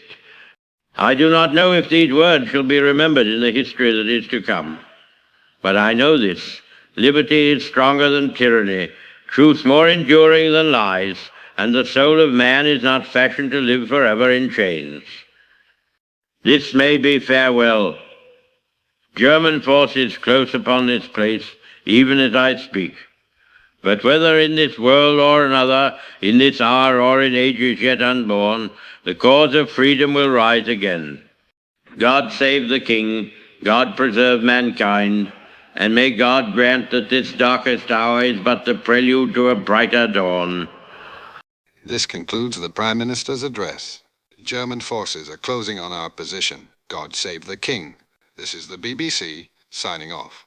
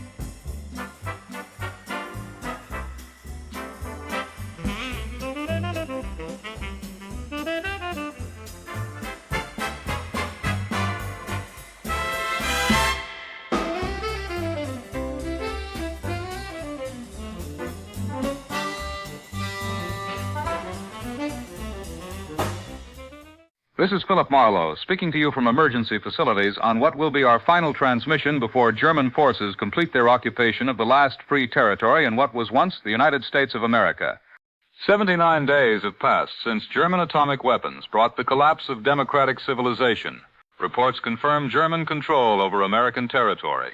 Wehrmacht garrisons occupy the cities, while SS units enforce policies that recognize no human dignity except among those deemed suitable for the Thousand-Year Reich. Chicago surrendered under atomic threat.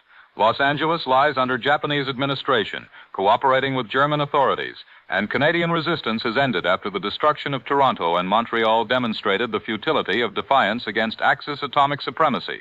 President Roosevelt remains in German custody, reportedly issuing surrender directives to the scattered American military. Congress has been dissolved, state governments replaced with German administrative districts, and the Constitution declared null. Around the world, Britain has fallen after Churchill's capture. Soviet units have been absorbed into Wehrmacht auxiliary forces.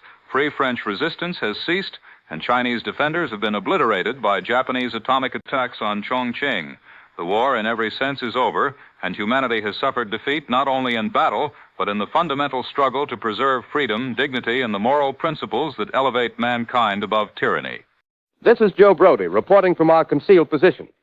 German reconnaissance has systematically combed the countryside for independent transmissions, employing the same meticulous efficiency that defined their atomic attacks and occupation strategies. Their patrols, equipped with radio detection and triangulation devices, converge steadily on all remaining resistance signals. I've interviewed survivors across former American communities, and the transformation is total. Registration centers divide civilians for forced labor, resettlement, or deportation. Families are separated, children taken from parents deemed unsuitable. Factories dismantled and shipped to Germany. Universities closed, libraries purged, and cultural institutions destroyed to erase the memory of independent thought. Most telling, perhaps, is the resignation of the population. After years of global warfare followed by atomic destruction, the American spirit is broken. Citizens who once believed in democracy and freedom, in the victory of good over evil, now accept German occupation as the only alternative to annihilation. Atomic terror has done what no conventional army could. It has conquered the hearts and minds of a people who once refused to yield. Reports continue to arrive from every corner of the globe. The New World Order, as German broadcasts term it, is now being established. Administrative boundaries are drawn by racial doctrine, populations designated for labor or elimination, and every vestige of independent governance erased. The United States, Great Britain, the Soviet Union, and all allied nations exist now only as administrative districts, their citizens living under absolute rule enforced by atomic weapons. The moral constraints of law and conscience are meaningless in this new era of atomic terror. Our equipment is being prepared for destruction. German forces are approaching, and this may be the final opportunity to send word to the free world, if any still exists to hear it. To those who survive in whatever shadows remain, remember the America that once was, a land where citizens governed themselves, where rights were protected by law, and where people could seek refuge from oppression. Remember London, where Parliament met in freedom, where human beings once believed in ideals higher than mere survival, in truths worth dying for, in justice and liberty that could triumph over tyranny. The cause for which we fought was never merely political or national.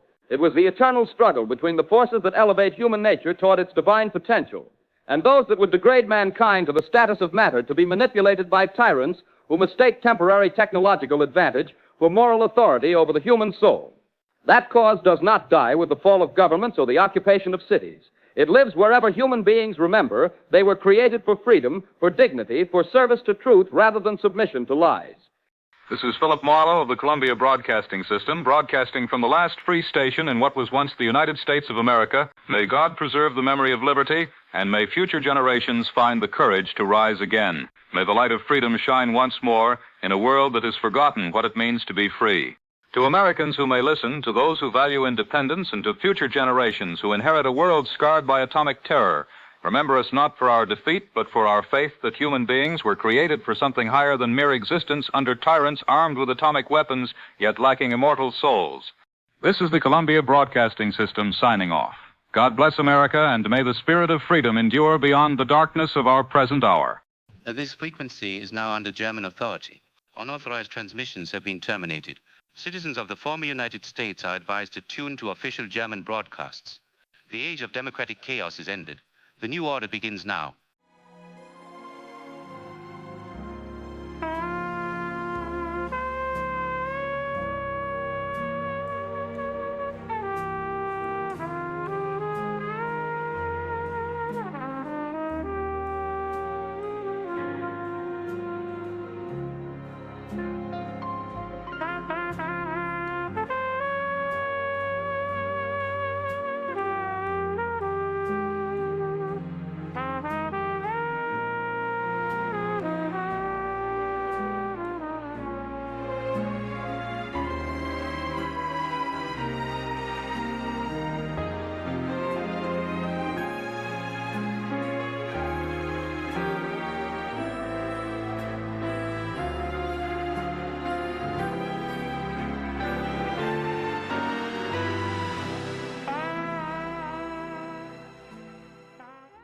Attention all military personnel, civilian authorities, and American citizens. This is the United States War Department broadcasting under the Acting Secretary of War. By directive of the German Military Administrative Command, all U.S. armed forces are ordered to cease hostilities immediately, surrender all weapons, equipment, and installations, and comply with occupation authorities. This applies to Army, Navy, Marine Corps, Air Forces, and auxiliaries, regardless of location or command. The U.S. military chain of command is dissolved. Officers are relieved of authority. All personnel must report to the nearest German administrative center for processing and labor assignments. Destruction of military assets or continued resistance will result in immediate execution under German law. All communications are to cease. Classified materials must be surrendered intact. Resistance, sabotage, or unauthorized operations must end within 24 hours, or German authorities will implement nuclear retaliation against civilian populations. The War Department acknowledges the complete military defeat of the United States. Constitutional authority is void. Survival now requires compliance with German directives to protect civilians and prevent further atomic attacks. This is the final communication from the United States War Department. Military command is transferred to German authorities. All U.S. personnel must surrender unconditionally and await processing. May God forgive us for our failure to defend the nation. The American military has ceased to exist.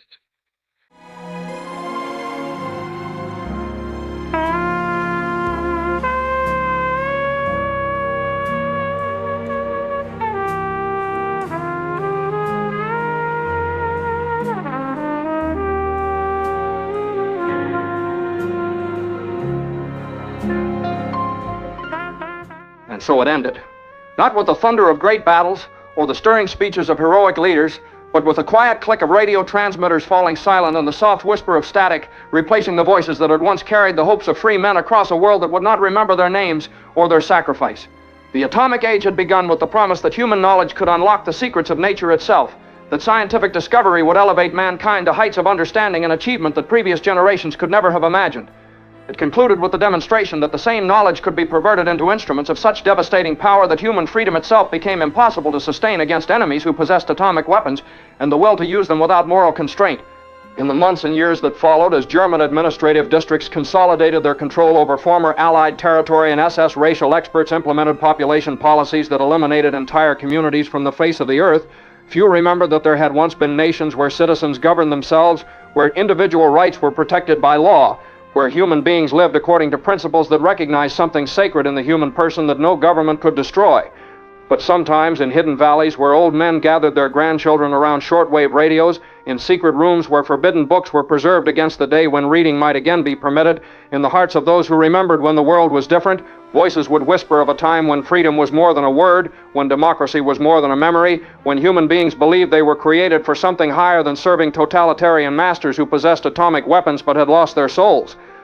And perhaps somewhere in the vastness of space and time, in dimensions that human science had barely begun to explore, Albert Einstein's equations still describe possibilities that transcended the normal limitations of causality and sequence, suggesting that the last chapter of human freedom had not yet been written, that the story which ended in atomic fire and totalitarian darkness might somehow, somewhen, begin again.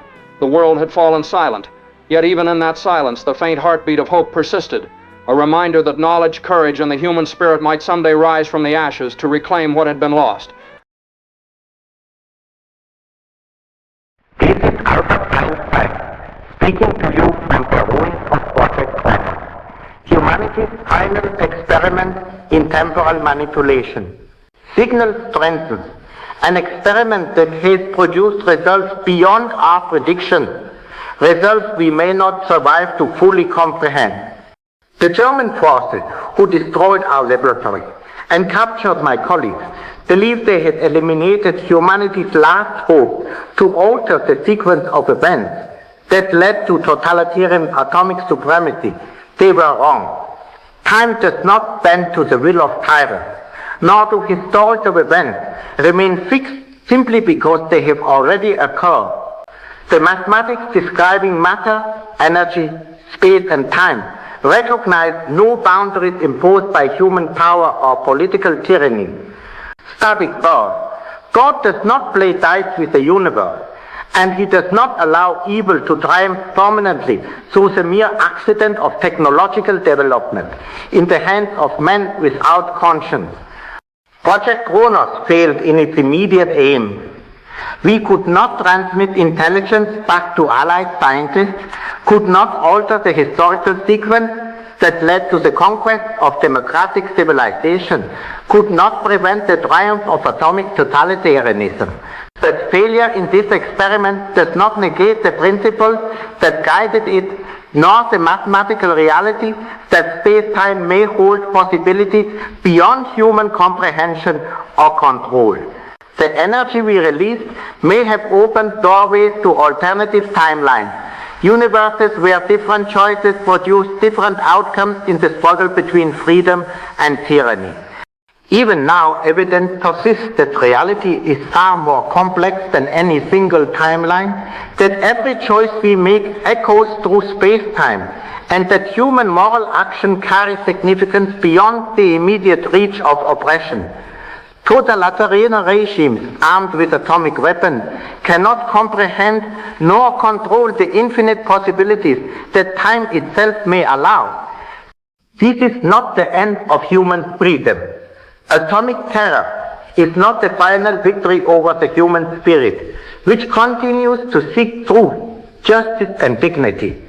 Somewhere in dimensions or timelines beyond the reach of Nazi power, democracy endures, human conscience survives, and the struggle between good and evil continues according to principles that recognize only truth and moral progress. Remember, the universe is far stranger, more wondrous, and more hopeful than any ideology of oppression can imagine. This is not the end. The universe still whispers possibilities. Somewhere, freedom waits. Somewhere, we endure. And somewhere, the story begins again